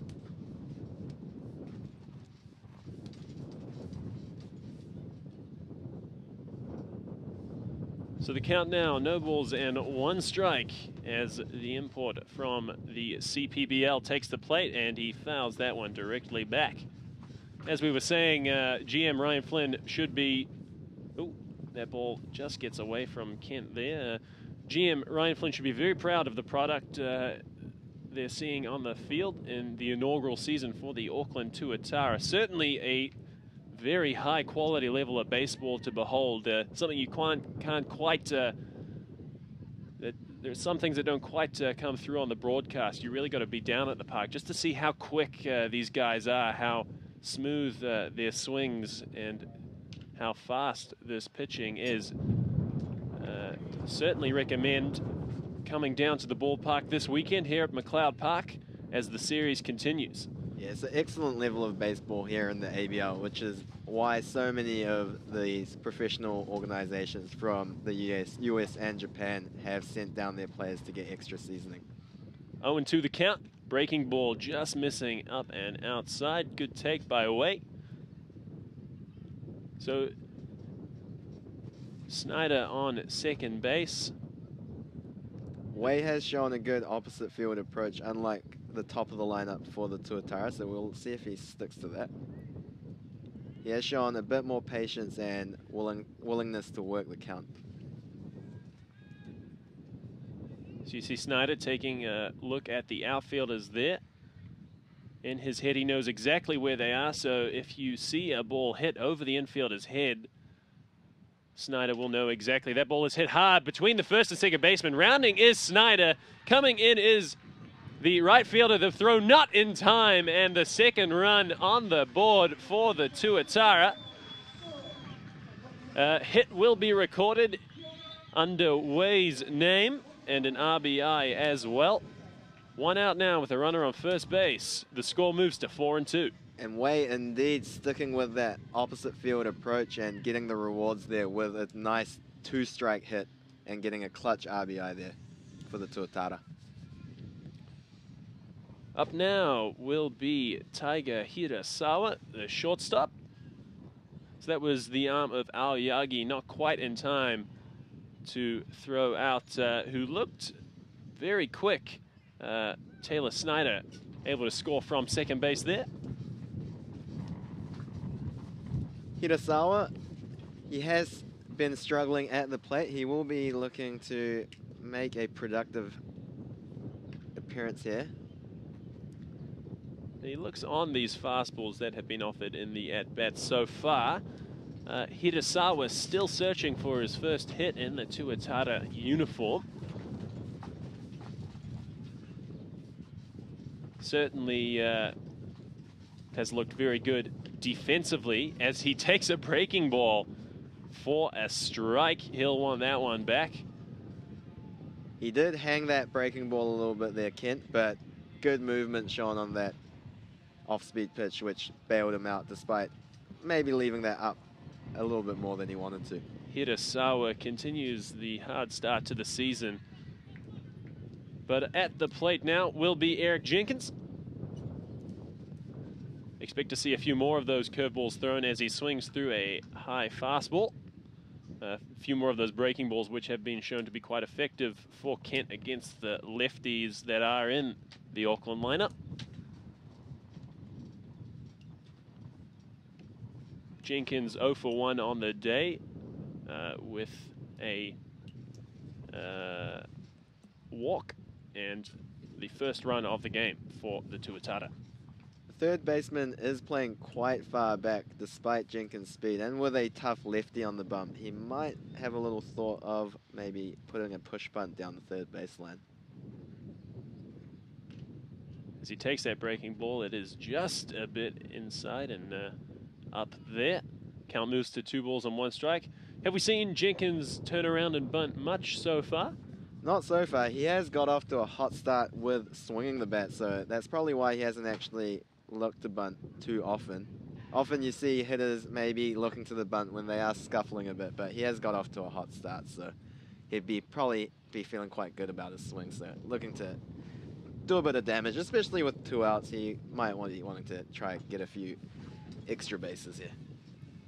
Especially with the wind blowing out. We haven't seen too much power, but if there was a day for Jenkins to get one over the fence, it would be today, as that is popped into third base foul territory. It'll just get over the dugout of the Cavalry, and the at-bat will continue with the count sitting at 2-2. They have made Kent work a little bit more this inning. He has thrown about 20 pitches, which has put him up to the 77 pitch mark. Obviously, the starters are looking to get pulled around about the 100 pitch mark. That fastball missing high. Good set of eyes shown there by Jenkins. The count now full. As we've said earlier, Kent showing a very good control of the strike zone. Of the 78 pitches he has thrown now, 57 have been strikes. Just under the 3/4 mark strikes there, as that is popped foul over the bleachers on the first base side. Of course, with Jenkins being more of a singles hitter, Kent is going to look to attack him here in a full count. That pitch was a little bit above the strike zone, but Jenkins, of course, protecting the plate with that 2 strikes, managing to fight that one off. 3-2 is the count. Jenkins hitting that ball hard into center field, going back as Candelas, but he will camp easily underneath it. The wind holding that one up again, and as we have seen many times today, Tuatara hitting the ball hard, but it being gobbled right up in the vacuum that is the outfield here at McLeod Park.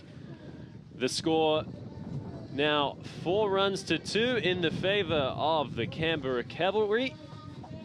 As you see, a bit of festivities going on the field. That looks very fun. You caught a quick glimpse of the mascot, the Tuatara.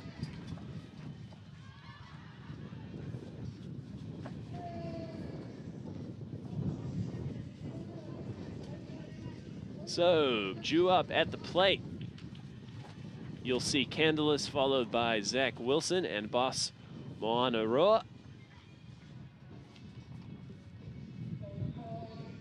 It looks as if Jimmy Boyce, the righty, will continue his work. Boyce so far has given up 4 earned runs on 4 hits with 3 walks through 5 innings of work. Although he has looked pretty good, even the runs he has given up were on pretty good pitches. He's keeping the ball low in the zone. Maybe a little bit over the last couple innings. He's elevated a little bit. But the Tuatara coaching squad putting faith in their young righty to extend a bit further into the game.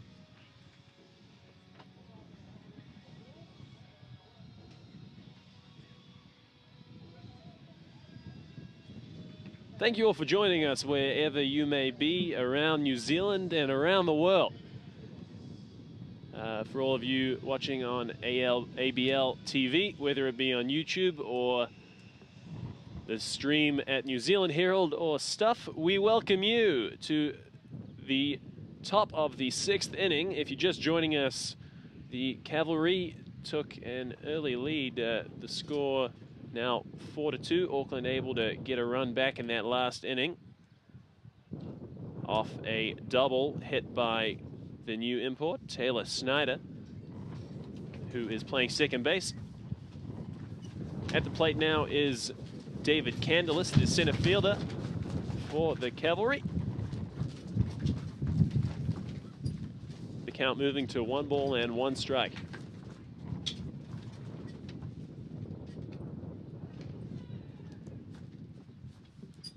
Boyce just missing with what looked to be a changeup on the inner part of the plate. Coming back with a fastball now. That ball is hit hard into center field, and once again it will be gobbled up by Jenkins in the Bermuda Triangle of center field here at McLeod Park. That'll bring up the DH, Zach Wilson, one of the top hitters in the league. Boyce will look to do a little bit better job of getting ahead of the hitters to try to work through this 6th inning.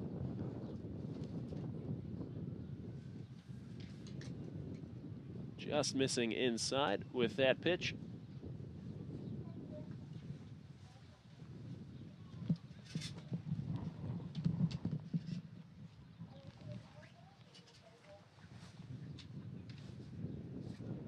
Zach Wilson takes another pitch for the 2nd ball of the at-bat. The count moving 2 balls and no strikes.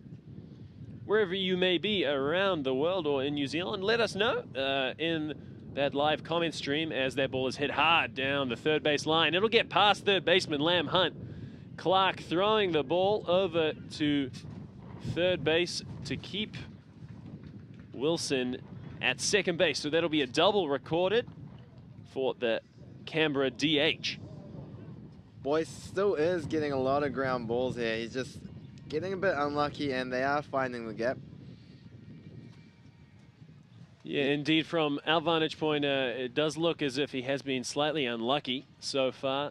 Boyce, probably the last person to admit that those hits have indeed been unlucky. The kid is a battler, as we continue to see as he works his 6th inning of baseball. At bat is Bas Moanaroa.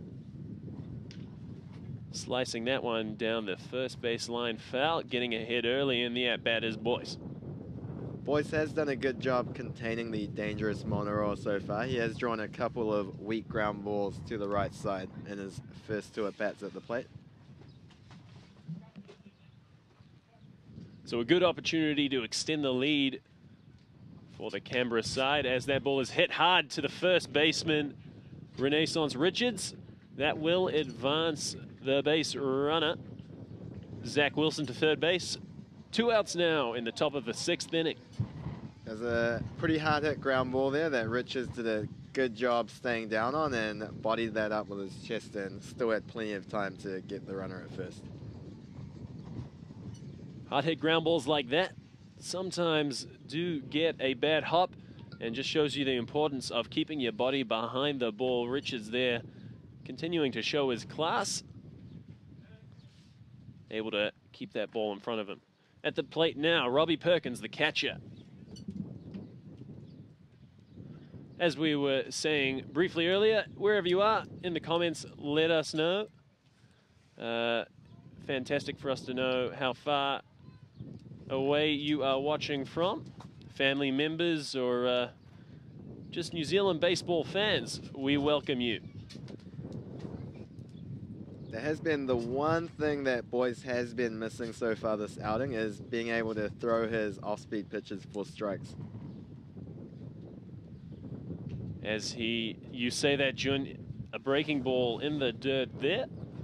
He has located his fastball well, but second, third time through the lineup, these Cavalry hitters are too experienced to just rely on that fastball. And he comes back with a breaking ball there for a strike. Yeah, interesting to go with a 3-0 breaking ball there, but he managed to flip that over in the heart of the zone to get back in the at-bat.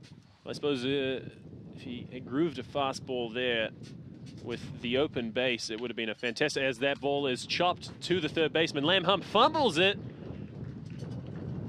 Not able to come up with the ball, and that'll score a run. A bit of a painful error there, as the lead is extended 5 runs to 2. That hurts a bit there for the Tuatara, taking it back out to a 3-run lead. Boyce doing a good job of pitching backwards and actually managing to locate that curveball for a strike in a hitter's count and getting the hitter Perkins out in front off balance. Yeah, really good adjustment. Just as we were saying, not able to locate a breaking ball for a strike. He does so twice in a row, as if to prove us wrong. Does get a good result, but unfortunately, as it goes, an error made by Lam Hunt, the third baseman. What was going to be a bit of a hard play, a quick transfer needed, as that ball was a short chopper coming all the way from third base over to get it, was Lam Hunt. So at the plate now, Cam Warner, the third baseman for the Canberra side, fouls that one off. Boyce ahead 0-2. He did look like he found that feel for that curveball in that last at bat. So being ahead with 2 strikes, he's got a lot of options. He still does have good movement on that 2-seam fastball, so we'll see what he goes here with.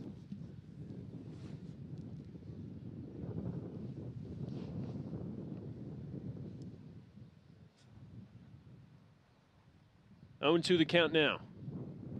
That ball is hit hard through the gap between the third and shortstop. A hit will be recorded for Cam Warner, number 4, the third baseman. The inning extended here for the Cavalry. Interesting pitch selection there by Way, the catcher, going with that fastball up. Jimmy's fastball doesn't play too well up in the zone with that sinking movement, and that sank right into the heart of the plate. So Jimmy will try to get the last out of the inning. It will be the left fielder, Kyle Perkins, at the plate. Let's see if the young righty can keep his composure in another tough spot. As he's able to throw that breaking ball for a strike, it seems, at will now.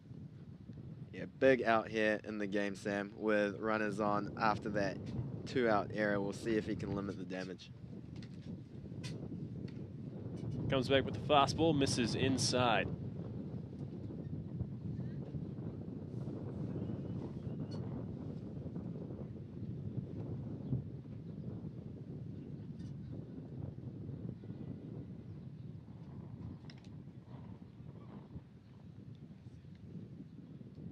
Bit hard to know who the management are going to go with as their first choice out of the bullpen, just being so early on in the season. We're not quite sure who they go with and what particular situations.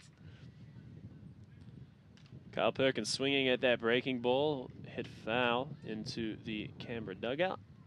Boyce has found that groove with that curveball here, so it is helping him out, getting the Cavalry hitters off balance.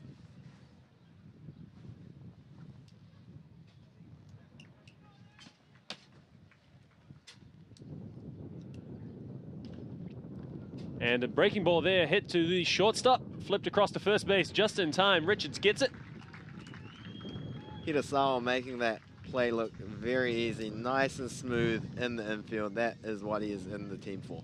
So Jimmy Boyce able to limit the damage there on the error by Lam Hunt. The score now 5-2 in favor of the Canberra Cavalry. We'll see you shortly after these ad breaks. When your clients say do it fast, but keep it quiet, there is an easy solution. The Makita 18-volt X2 brushless 6-speed blower using Makita LXT batteries.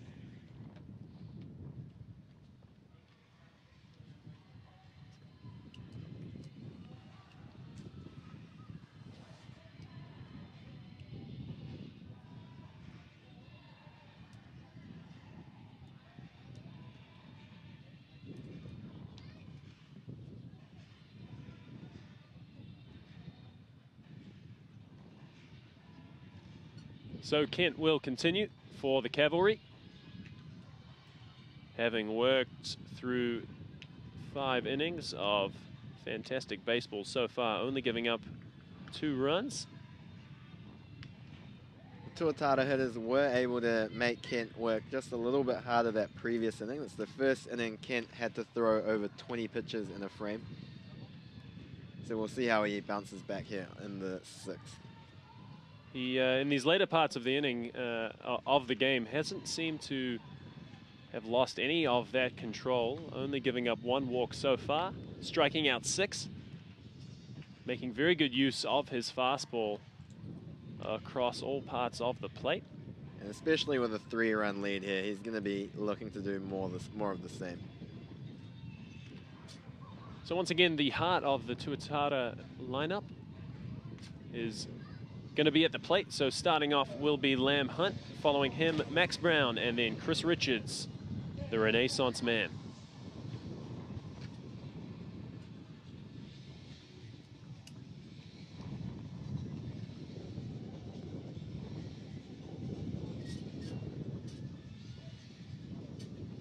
Lamb Hunt, the enforcer of this Tuatara lineup. Big, broad shoulders on Lammy, and he'll be looking to do damage here against this lefty. And he takes a fastball that is just a little bit low there. He has shown a really good approach at the plate today as well, getting deep into counts in his previous 2 at-bats. Let's see if he can do that again as he takes another fastball that misses low. Getting ahead early is the hitter. 2 balls and no strikes.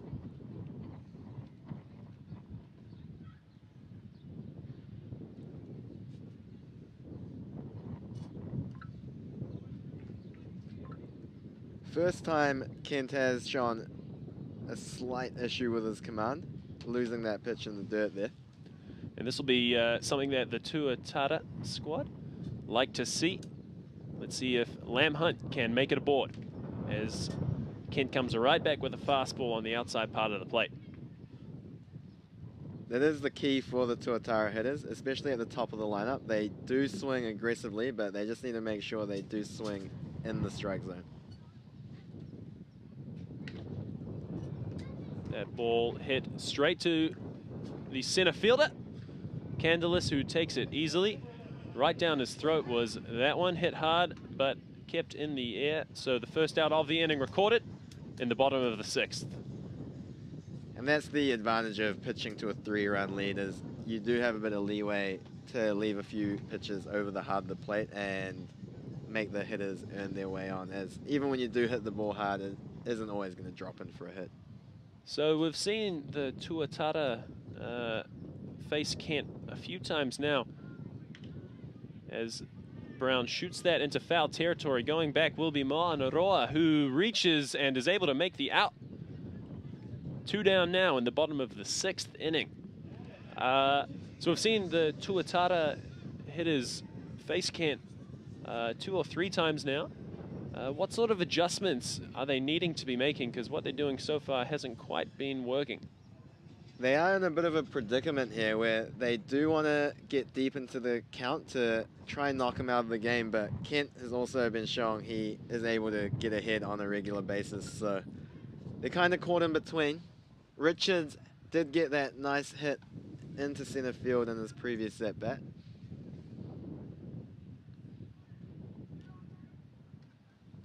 One and one the count now.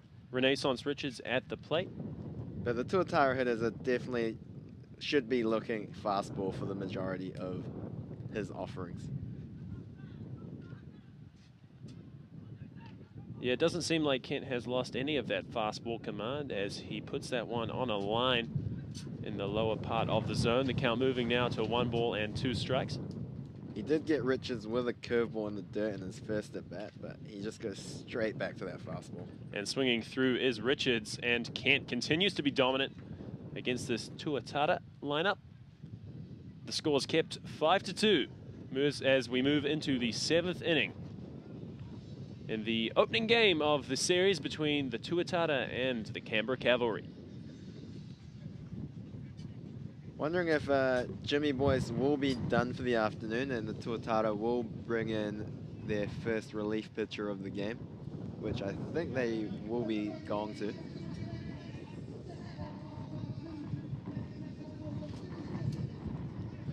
Looks like they're going with Brandon Markland here, who didn't get on the mound in any of the games against the Bandits. He is a hard-throwing right-hander from Canada. One of the hardest throwing pitches in this Tuatara team. He does have a fastball that gets up to the 96, 97 mile an hour range. He has thrown 3 innings so far in the regular season across 2 games, giving up 5 hits, 2 earned runs, hitting 1 batter and striking out 1. So he'll be looking to hold the Canberra team to only 5 runs in this 7th inning and give his Tuatara teammates an opportunity to get the lead back. Despite his high velocity, he has shown a few command issues, so that will be the key for him to live in that strike zone and not give up those free passes. Do we know what kind of pitches Markland has in his arsenal? He does have a hard breaking ball, but he hasn't been able to locate that for strikes, which is why he has been getting hit around a bit. Even when you do throw in the 96, 97 mile an hour range, if you don't have an off-speed pitch, hitters at this level will be able to barrel you up.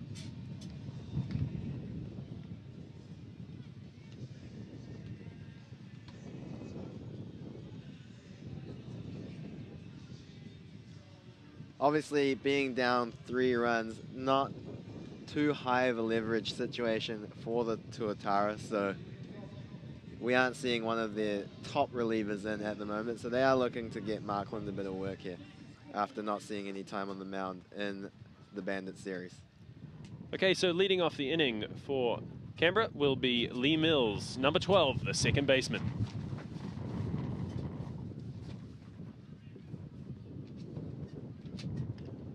He starts off with a fastball on the outer part of the plate, and that has a bit of life on it. Yeah, definitely a few miles on the starting pitcher, Jimmy Boy, so he just needs to harness that in the strike zone. Lee Mills has gone 0 for 2 on the day so far. That fastball, they almost looked like it had a bit of cutting action on it. And another fastball misses outside.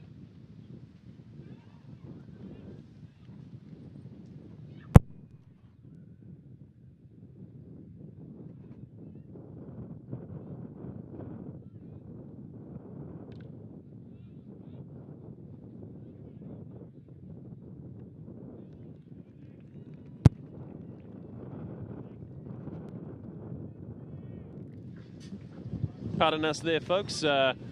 It was a hard hit ball into right field that was towards us there, about 3 meters away from the fence.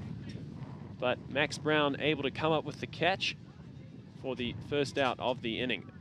That was Lee Mills, the second baseman, hitting the ball hard. But coming up with the catch was Brown. So Aoyagi now hits a ground ball, which takes a hard hop, but able to come up with it is Hirasawa with an amazing play. He threw his glove up there after a tough hop and came up with the ball. Excellent play there by Hirasawa. Like you said, that took a nasty hop just on the last bounce, but showing great glove work and reaction time, managing to snag that and getting the runner in plenty of time at first base. Markland off to a good start, managing to throw strikes. Craig Massey now, the shortstop. Lead-off batter.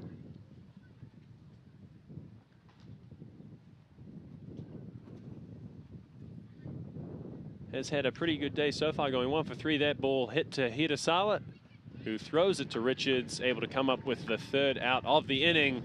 So a pretty good start there for Brandon Markland in his relief appearance, able to throw strikes and gets out of the top of the 7th inning with no runs scored. The score, 5 runs to 2. Yeah, Markland will be very happy with that inning. That's the best inning that he has had in a Tuatara uniform, going 3 up, 3 down. And Hirasawa, despite not hitting at the plate, not taking that out with him on defense and doing what every good shortstop does and making all the routine plays and the tough ones too. Yeah, exactly. As we said last week, a good mark of a good infielder. They have to make the routine plays routinely, but Hirasawa showing a little bit of extra there with the tough plays he was able to come up with.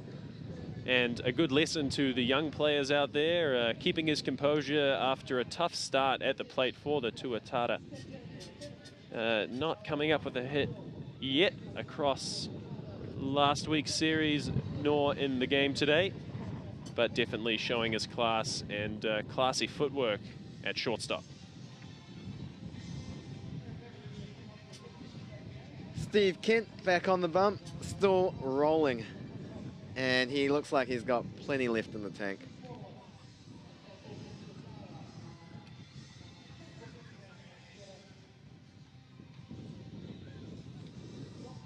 Yeah, it looked for a little bit in the 6th inning like Kent might be losing a bit of control, but he showed his class and came right back and spotted up a number of fastballs in the bottom part of the zone. Doesn't seem to have lost any velocity so far. You get the feeling that this guy could throw all day. Definitely. He momentarily had just a little hiccup in the 5th, sorry, but he bounced right back and he looks like he's back in the groove. Clark, despite not getting the results so far in this game, has squared the ball up twice. He has hit it very hard just right at players, so he'll be looking to brush that off and keep doing what he's doing. So the free swinging Clark takes a fastball below the zone there.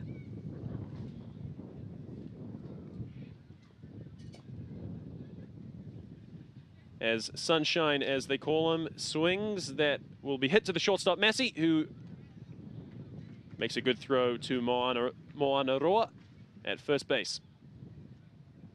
I do like how Clark plays his baseball, Sam. He always seems to be hustling no matter what the situation is. Running a hard 90, at least putting a little bit of pressure on the defense. Exactly.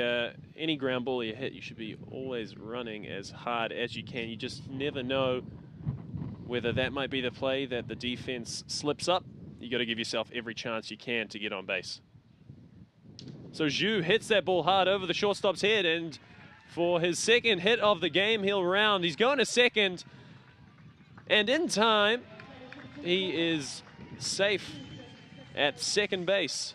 So hit between the left fielder and center fielder, Candelis and Perkins respectively, not able to get the ball in time, and Zhu continues his great day at the plate and the great start to the season. Kent elevating a fastball. They're leaving it a little high in the zone, and Zhu showing that sweet, sweet opposite field left-handed stroke and getting a nice double out of it for his 2nd hit of the day.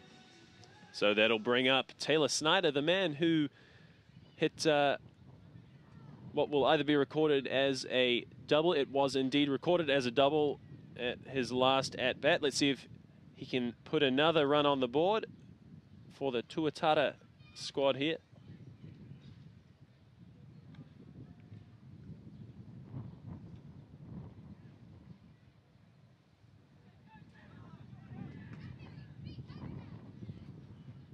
So runner on second base. 0-1 is the count. And the breaking ball whipped foul down the third base line. Getting ahead early is Kent on the Rockies prospect. Being 3 runs down, Snyder's going to have to not try to do too much. try to keep the line ticking over with 2 strikes on him and falling behind here. So in his third at-bat here, we've seen a little bit of his swing. What do you make so far of the new import playing second base? It definitely looks like he has a lot of power in that swing, like a lot of these Tuatara hitters have been showing.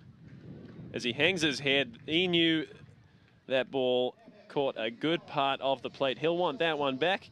Frozen up on the fastball on the outside part of the plate. 2 outs now. Kent continuing to show his class. Yeah, Snyder maybe looking off speed there with an 0-2 count, but Kent in his head just goes straight back to that fastball and paints on the outside corner. Kyo Chun Wei, the catcher, at the plate now. Takes a breaking ball up. Wei, one of the more patient hitters in this lineup, and he has also shown that good right field approach.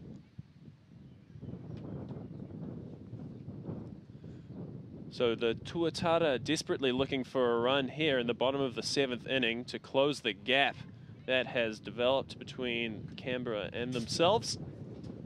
The score currently sitting at 5-2.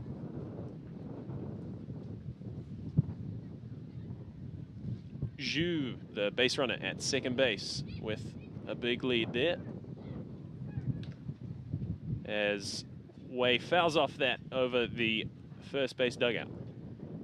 Kent still working mostly with his fastball and curve. He does have a pretty good changeup, but he hasn't really had to go to it so far. So far today, he has been very effective just moving that fastball in and out and even up in the zone when he needs to.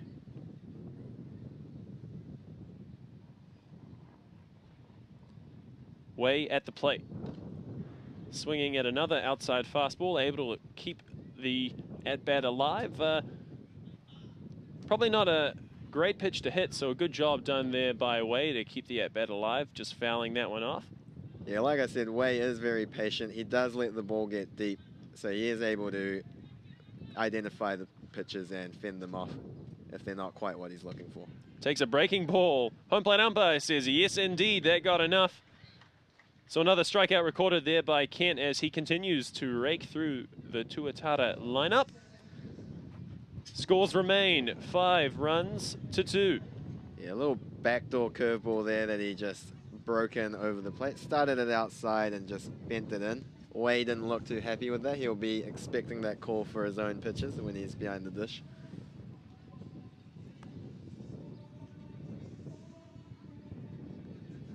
So it looks like a pitching change here for the Auckland Tuatara. It will be the right-hander, Yu Xian Chen.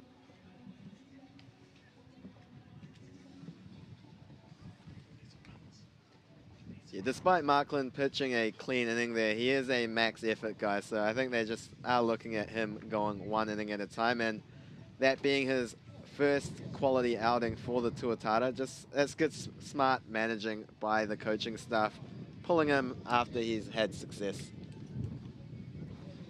So we haven't seen too much out of Yu Xian Chen so far. What can we expect from the righty here? He did actually start for the Tuatara in the opening series. He has been moved to the bullpen with the Japanese pitchers coming in for the series. We'll be looking to bounce back after getting a slight demotion to the bullpen here.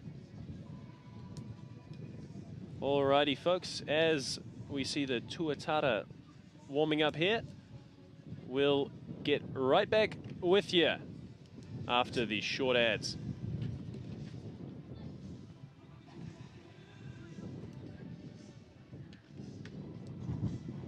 He might not look like much in an apron, but that's John Miller, holder of the Bledisloe Cup and 2 Investex Super Rugby titles. Mary Adams took Cleveland all the way to the playoffs. Where to next? Well, she won the New Zealand Derby with Ginger Nuts. Finally, meet Richard Sykes, a man with many loves, 80s hip-hop, his dog Buck Twain, and winning, specifically, the Cup final at Wembley. Now it's your turn. TAB, now you're in the game. Okay, welcome back, folks. So, with the new pitcher, Chen, on the mound, the Cavalry currently in the lead, 5 runs to 2. Welcome to the top of the 8th inning. Cavalry looking to extend their lead here and really put the screws in, the Tuatara. Chen looking to halt the advance from the Cavalry. The first pitch hit hard down the left field line, just going foul. That one really roped by Cavalry hitter David Candelas, the center fielder.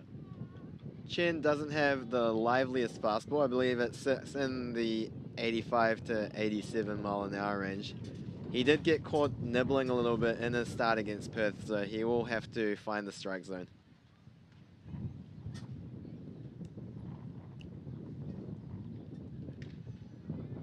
So a well-located fastball there on the outside part of the plate. Swinging through is Candelas, so the count moves to no balls and 2 strikes.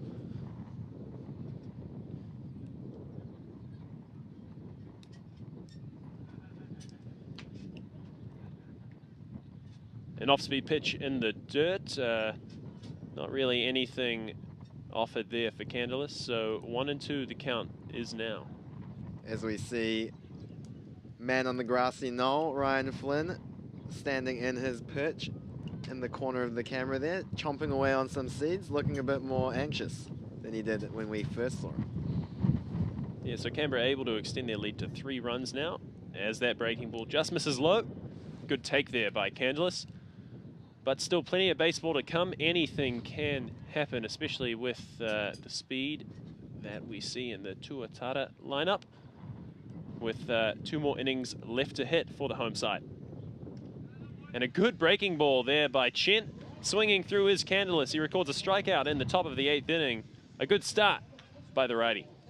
Yeah, because he doesn't quite have that life on that fastball, Chen is going to have to effectively use his secondary pitches, but not nibble with them, but throw those secondary breaking balls in the strike zone.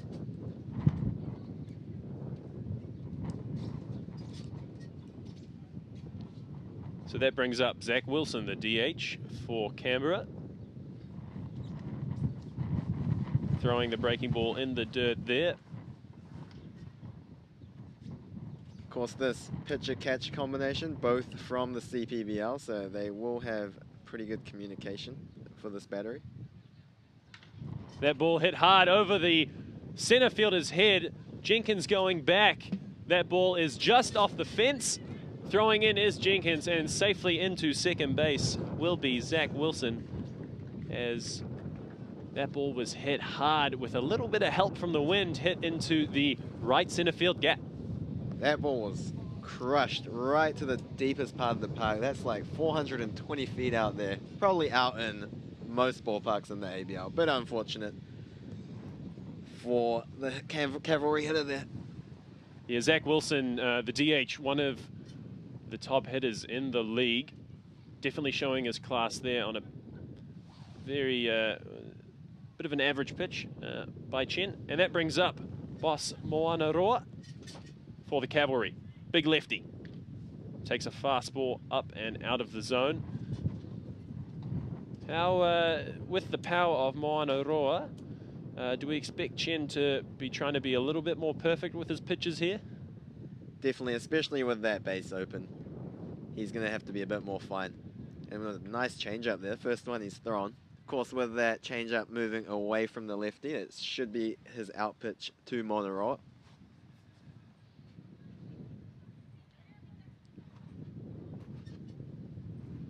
So Moana Roa hitting 1 for 3 so far today, with 2 RBIs on a single that got through the infield. So you're with Chen's lack of velocity, he's going to have to nibble with his fastball, but be in the zone with his secondary pitches. Moana Roa really looking to do some damage here and extend the lead for the Cavalry. 2-1 is the count with 1 out in the top of the 8th inning.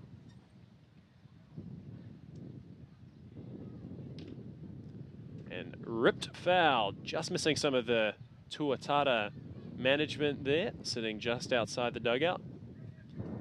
It goes back to that nice change up there and gets Moana Roa out in front. Boss will be looking to sit back. He's got plenty of time, so he's just going to have to identify when it's a secondary pitch.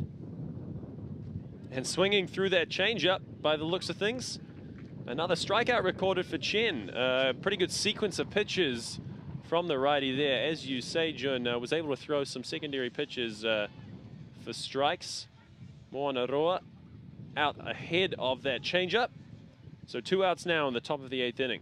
Yeah, going back to that pattern, that change up to the opposite-handed hitter there 3 times and getting that punch up.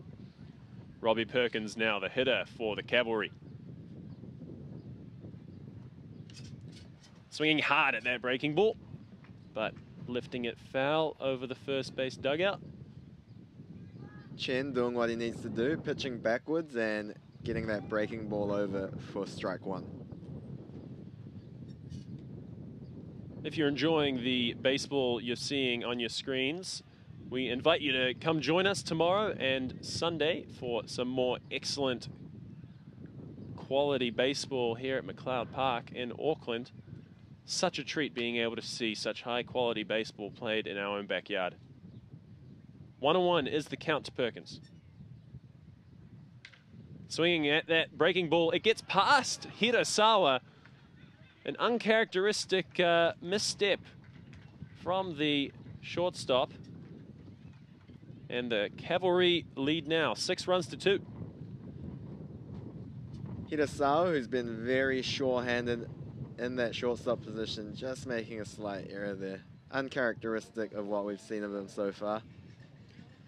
And another run for the Cavalry. You saw him there hanging his head a little bit, and indeed not exactly what the doctor ordered for the Tuatara side. Already down 3. That lead now extended to 4 runs. But Chen will have to knuckle down here to give the Tuatara a chance in the next 2 turns at bat. Chen getting squeezed a little bit by the home plate umpire on his fastball, which is going to be a bit of a problem for him because he needs to get those calls to be effective. Throwing over to first base, checking the runner Perkins back.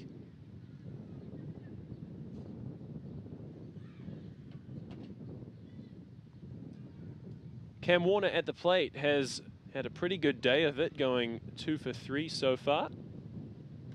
Swinging at that pitch high in the strike zone. An off-speed pitch there, Jun left it hanging a little bit, maybe got away with one there. Yeah, he went to the changeup there. The first one he's thrown to a right-handed hitter, and Warner took a really healthy cut of that. He was right on time, just swung underneath it. So Chen will be looking to execute a little bit better than that as Wei lines up a fastball on the outer part of the plate.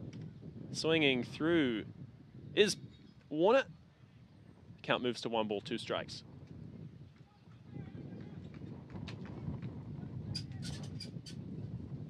Yeah, good high fastball located there for Chen, which really opens up any pitch he wants to throw. Of course, that curveball is going to work out of that same slot if he does try to throw that for a strike. And high fastball lined up here by Wei, and it gets him. Another strikeout recorded by Chen, but a run recorded for the Canberra Cavalry. The score 6 runs to 2 in the favor of the Canberra Cavalry as we move to the bottom of the 8th inning. The Tuatara have a little bit of work lined up for them. And so as we move now to an ad break, the Tuatara lineup looking to get some back in the bottom of the 8th.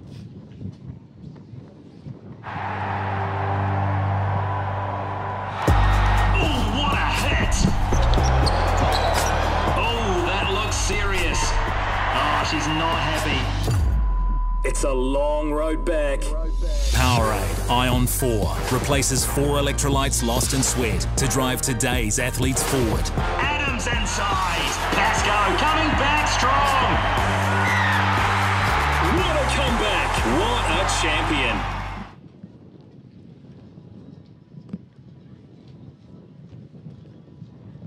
And welcome back, folks, to McLeod Park here in Auckland. The Cavalry have taken a healthy lead as we move to the bottom of the 8th inning. The home side looking to show a lot of heart here and battle back. Chen doing a pretty good job there despite giving up that run. It was on the error by the shortstop Hirasawa.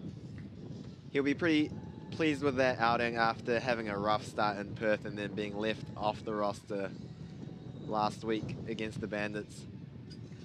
So there is indeed a pitching change here for the Cavalry. We'll get you the specifics of that in just a moment when our score sheet is updated. I don't think the Tuatara hitters are going to be too upset with seeing Kent come out of the game because he was just dicing, which is expected because he is one of the best pitchers in the ABL. Yeah, the combination of all of his experience combined with a good fastball, just able to be located seemingly on a whim, looked to be a little bit much for the Tuatara as they struggled to squeeze 2 runs out of him through his 7 innings of work.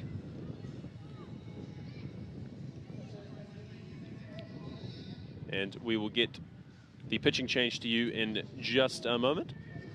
Leading off for the Tuatara will be Hirasawa, followed by the top of the lineup, Eric Jenkins and Daniel Lamb Hunt. Just the part of the lineup the Tuatara wanting to see as they look to tie things up here. Hirasawa will be looking to erase that memory of that error in the last inning and get his first knock on the season. Swinging hard through that fastball there. It actually looks like it's Karez Napier at the plate, one of the development players for the Tuatara, son of the groundskeeper. Karez Napier, a young prospect coming out of the Howick Pakuranga Baseball Club. He's got a bit of power on him, and against this righty with the wind blowing out, he looks to do some damage. On time for that fastball as it goes foul directly back. He'll look to make the most of his opportunity here. He has one of the sweetest left-handed swings I have seen in the local Auckland League. He's been over to the MLB Academy and to the MLB Select team in the States recently. But that breaking ball gets the best of the young lefty as the pitcher, Tomoya Mikami, number 35, records his first out in the bottom of the 8th inning. Yeah, tough introduction to professional baseball there for Napier. A nasty breaking ball diving down and into his back foot for the punch out. So it'll be Mr. Legs himself, Eric Jenkins, the center fielder at the plate, top of the Tuatara lineup. Hits that ball hard, just gets by the second baseman, and a base runner on, and a hit for the Auckland Tuatara, something that has evaded them a little bit in the last few innings. A little seeing eye single through the gap there, getting the speedy Jenkins aboard. Miyakami with a bit of a herky-jerky, unorthodox action. He does have good life on that fastball. His glove hand does a little interesting jerky motion, Sam, but... Herky-jerky being a technical term used in baseball circles. Frog in a blender. Daniel Lamb Hunt, the hitter now for the Tuatara. That one is going foul, going across to get it. Number 10, not quite, just out in foul territory. Aoyagi really speeding over it, trying to get an extra out for his pitcher, but it wasn't to be so. So we've got 1 out now with a runner on first base. 0-1 is the count to the hitter, Daniel Lamb Hunt. Yeah, Miyakami is just going to be focusing on the hitter there. The extra base doesn't mean too much with a 4-run lead. So he'll, even if Jenkins does take off, he won't be too concerned.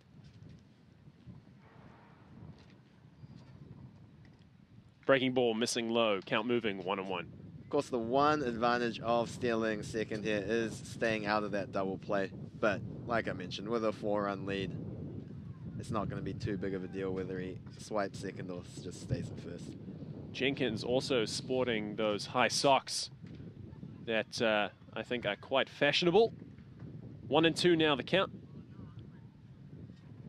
On a day like today, though, chance your calves get a little bit cold with that wind blowing, but it hasn't seemed to slow down Jenkins so far.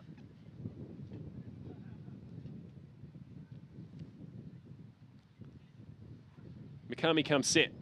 And that's a breaking ball hit softly back to the pitcher. He'll turn and flip it across to first base. Wasn't able to get the play on the speedy Jenkins to second base, so instead opts to throw to first base. Gets Daniel Lamb Hunt out on a dribble of a hit back to Mikami. Yeah, too softly hit to turn 2 there, but he got off the mound quickly and fired a strike over to first. Jenkins, of course, the $2 million man. I'm not sure if you're aware of that show, The $6 Million Man. It might be a bit past your time, Sam. No, I've seen a little bit on it on the old Jones channel on Sky TV. Of course, the $6 million bionic man.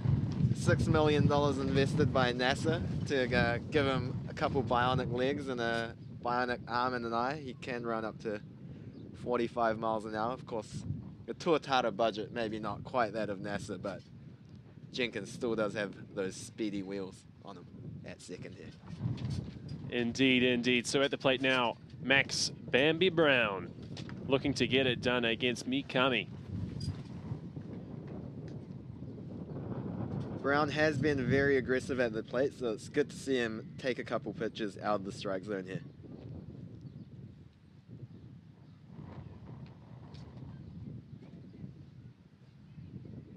Two outs in the bottom of the 8th.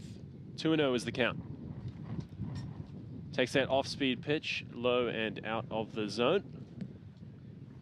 Of course, base runners are key here, so trying to not do too much, show a bit of patience and just work your way on and try to start a rally is the key, especially with 2 out. Yeah, especially when you're not off to the greatest of starts, it is quite tempting to be a little bit more aggressive and try to force that hit, but Max Brown showing some good patience as he takes a fastball over the heart of the plate. 3-0 with a down 4 runs, taking all the way there.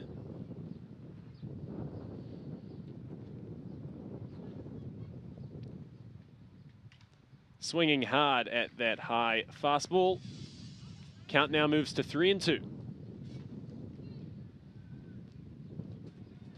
Max Brown, as we've talked about before, one of the nicest players you can meet in baseball. Whether he's your teammate or you haven't seen him in a few years, he's always got a smile and just looks like he's always enjoying himself out there. Loves the game of baseball. Yeah, lovely demeanor, just a very personable guy. His dad is Kiwi born, which is his connection to New Zealand. He is from the Washington area in the States though. So full count now to the tall Brown as he swings at a breaking ball which will be hit to the shortstop, Massey, and a throw gets in the dirt. Moana Roa not able to come up with it, and so Brown is aboard safely and a chance here for the Auckland side to close up this gap. Brown with good hustle down the line, sniffed that hit out from the get-go with that ground ball deep in the hole for the shortstop. There's always going to be a tough play with Bambi's speed running down the line.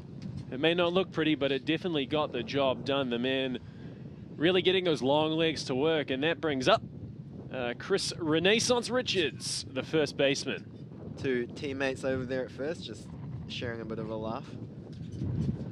That ball is hit hard directly to the shortstop. He'll flip it across to second base for the 3rd out of the inning. So quickly qualmed was that little bit of excitement and life shown in the bottom of the 8th inning.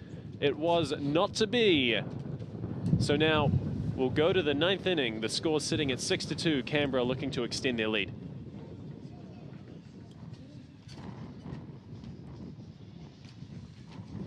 Looks like one of the other development players, Ayrton Laird, who was a hero in that first game, scoring that run on that pass ball, is getting his first action in the field, jumping out to second base. As well as that, on the mound, you will see one of the other development players, Matt Boyce, a long-time player here in New Zealand, recently spent some time over in Canada and the States, playing a little bit of college ball, getting his first appearance in the Tuatara uniform. Yeah, it'd be good to see another local boy in Boyce getting some action on the mound. He's the only player from Christchurch on this team, I believe. And he has there have been comparisons to him looking a lot like Dale Doback of Step Brothers fame.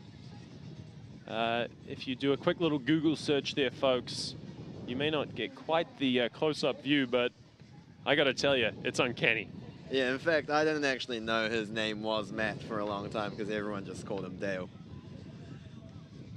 But he did get over to Canada through our connection with Matt Mills up there, and he played a bit of summer ball and then got into a college program, and he just had his 4 seasons there, and he's trying to continue his baseball career here in the ABL.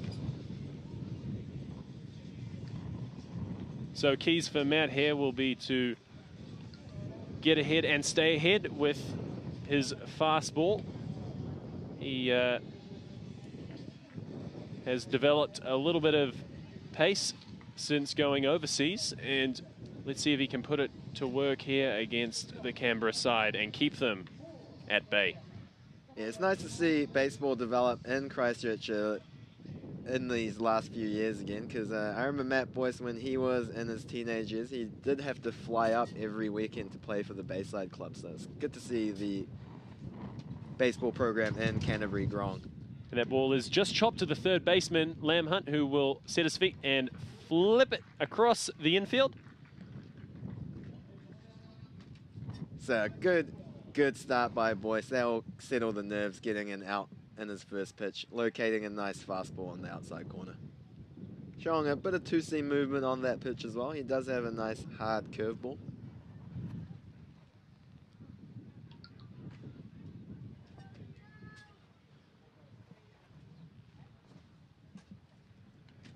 So Matt Boyce will continue to number 12, Lee Mills. Throwing that fastball on the inside part of the plate. Yeah, good tail on that, tailing right into the inside corner there. Look to see if he's going to flash his curveball at all. And there it is, missing just outside. Count 1-1. Bit more lateral movement on that curveball than we saw from the likes of Ken, with more of a 2 o'clock to 8 o'clock break. And that just gets the back leg of the Canberra hitter. So aboard will go Lee Mills. Boyce will be a bit disappointed he let that one get away from him. But an opportunity to show his poise here as he looks to get a ground ball and double up on Kauki Aoyagi.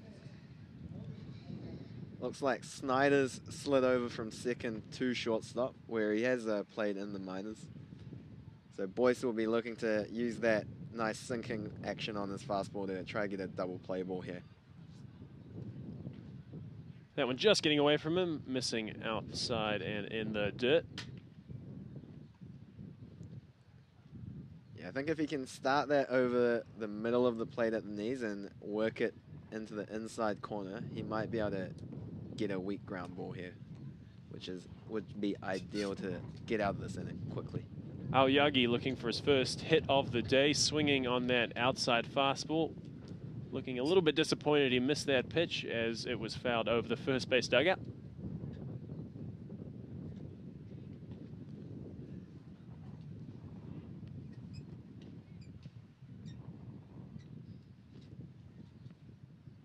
The wind continues to blow and the rain stays at bay here in West Auckland as Aoyagi fouls off that offering over the heart of the plate.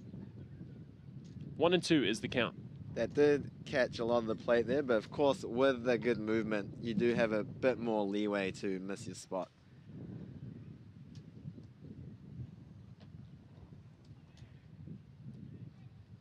One and two, the count now. And that ground ball is hit down the first base line and just fluttering foul there. Yeah, well executed pitch by Boyce there, living at the knees, just staying aggressive with his fastball after he maybe lost a little bit of confidence in that curveball with that hit by pitch. So he's ahead well on Aoyagi, the count 1-2. So possibly a little bit of confidence instilled in the young righty here as he looks to go after the second out of the inning.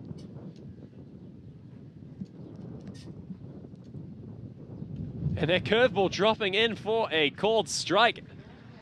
A strikeout there recorded for Matt Boyce. Good 12-6 movement shown on that curveball. A lot of movement that fooled our Yagi there. Yeah, it really looked like he got on top of that curveball a lot better than his previous couple efforts and froze Yagi with that nose-to-toe breaker. Well, let's see if he can do the same thing to the top of the lineup. Up now is Craig Massey, the shortstop. Swinging at that fastball, back to Boyce. He'll go across and throw to Richards for the third out of the inning. Matt Boyce able to record 3 outs. No runs given up there. He'll be very happy with his first appearance in the Tuatara uniform and his first appearance in professional baseball. Great job by Boyce there. He'll be stoked with that effort. But all 3 of the relievers that have come in Markland, Chen and Boyce, have pitched very well. I think the management will be happy to know that they might be able to rely on them in more important situations going ahead in the season.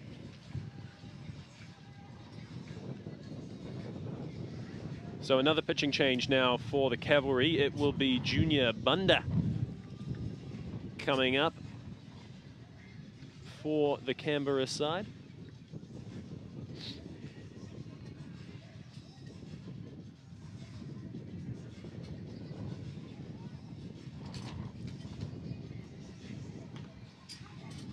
Bunda off to a little bit of a tough start to the season, giving up a few runs and 7 hits in 4 innings of work so far.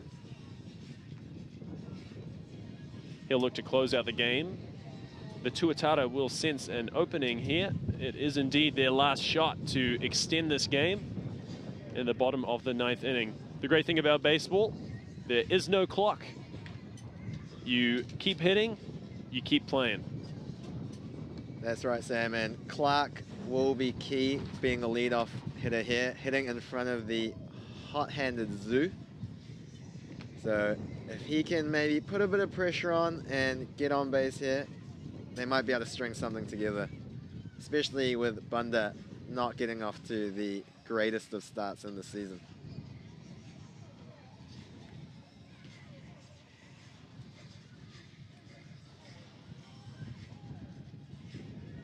So some fantastic hitters coming up here for the Tuatara.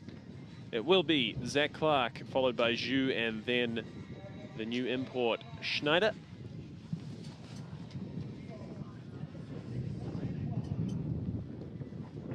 The wind really has picked up here, Sam. There is a weather warning in place in Auckland for this evening, and it's good that we managed to sneak this game in before the inclement weather closes in. Inclement. I'm not entirely familiar with that vocabulary. I thought you were meant to be the intelligent one of this broadcasting pair, Sam, being a future doctor. Unfortunately, that one has eluded me as Clark swings hard at that first pitch. It'll dribble foul. Inclement, country of origin? French. French, okay. No idea. Can you use it in a sentence? I just did, didn't I? Okay. Inclement weather closing in. Okay. Spelling was not my strong suit at school, so we'll move on as the count is now no balls and 1 strike to Clark, who looks to start off a rally here for the Tuatara.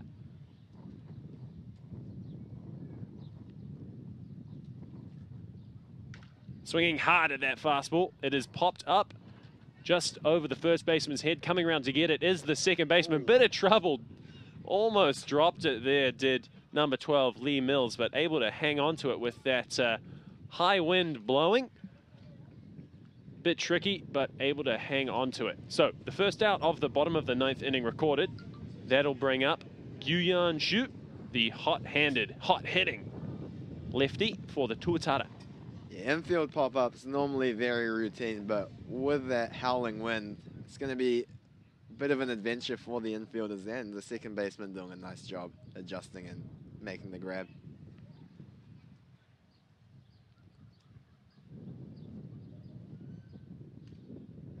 So that one gets a little bit away from Bunda. Ju going 2 for 3, I believe, so far in today's game.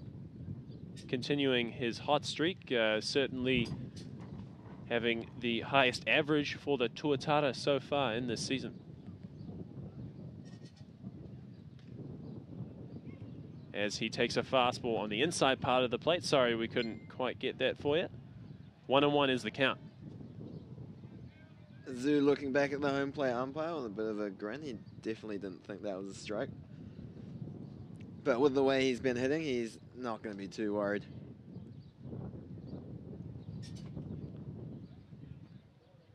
Swinging at that pitch, across to the second baseman, Mills. Throws it to Moana for the second out of the inning. So the Tuatara down to their last out of the game. The bat in the hands of the new boy, Taylor Snyder, second baseman.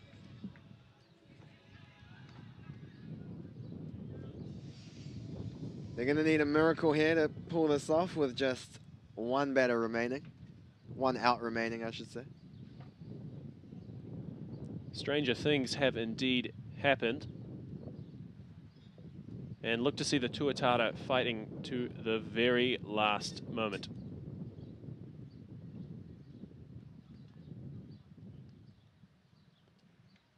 Bunda there with a slightly interesting part of his delivery. If you just watch carefully, he taps the ball into the palm of his glove, not once or twice, which is a bit more common, but multiple times before he delivers. That ball is hit hard, just getting into the deep part for the shortstop. And that is too deep to make a play on. So that'll be recorded as a hit for Snyder, his second of the day. He is safely aboard on first base. The first of what will be 4 base runners needed for the Tuatara. That brings up Kyo Chun Wei, the catcher for the Auckland side. Snyder does look to be an excellent addition to this team, so even if they don't get the result here, they're going to be pleased with his performance at the plate today.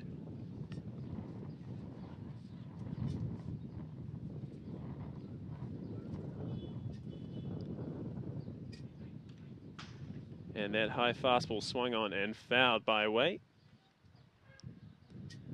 Bunda, not the tallest of guys, but certainly getting the most out of his short frame. Cavalry not worrying about the runner at first. Boss playing back at the back of the dirt, not holding Snyder on. He'll look to take first on a defensive indifference here. Look to take second, sorry. Which he does without a throw. So that will not count as a stolen base on the stat sheet. That's the defense not caring about you, and that will just count as defensive indifference, like I mentioned. So no balls and 2 strikes. The Tuatara down to their last strike of this game. Bat in the hands of Kyo Chun Wei. He will swing at that breaking ball down to the third baseman, Warner. Bounces in front of Moana Roa. He's able to come up with it. And they will record the last out of the game. Canberra Cavalry will take this one, 6 runs to 2. Yeah, they take game 1 of the series off a great pitching performance by starter Steve Kent, who showed all his experience in the ABL coming through there for the Cavalry. Tuatara hitters just really struggling to find their groove against Kent, as you said there, Jun. Able to nibble 2 runs off him in total, but they never really looked too threatening against the experienced lefty, who just pounded that fastball, was able to locate his pitches superbly, and got the better of the Tuatara lineup. Yeah, the Tuatara will look to bounce back tomorrow with, I believe Glagoski is slated to pitch one of those games, who's been on fire so far. But dropping the first game of the series, Cavalry will be very happy to get that one on the board away from home. The pitching only becomes better, it seems, for the Cavalry. We were having a quick look at the rest of their starting rotation, and there are some absolute arms And so we hope you will join us either on the broadcast, which will be on Sky TV, or come on down to the field at McLeod Park. Games will be at 12 o'clock and 3 o'clock. We look forward to seeing you for some more Tuatara baseball. My name's Sam, and this is Jun, signing off.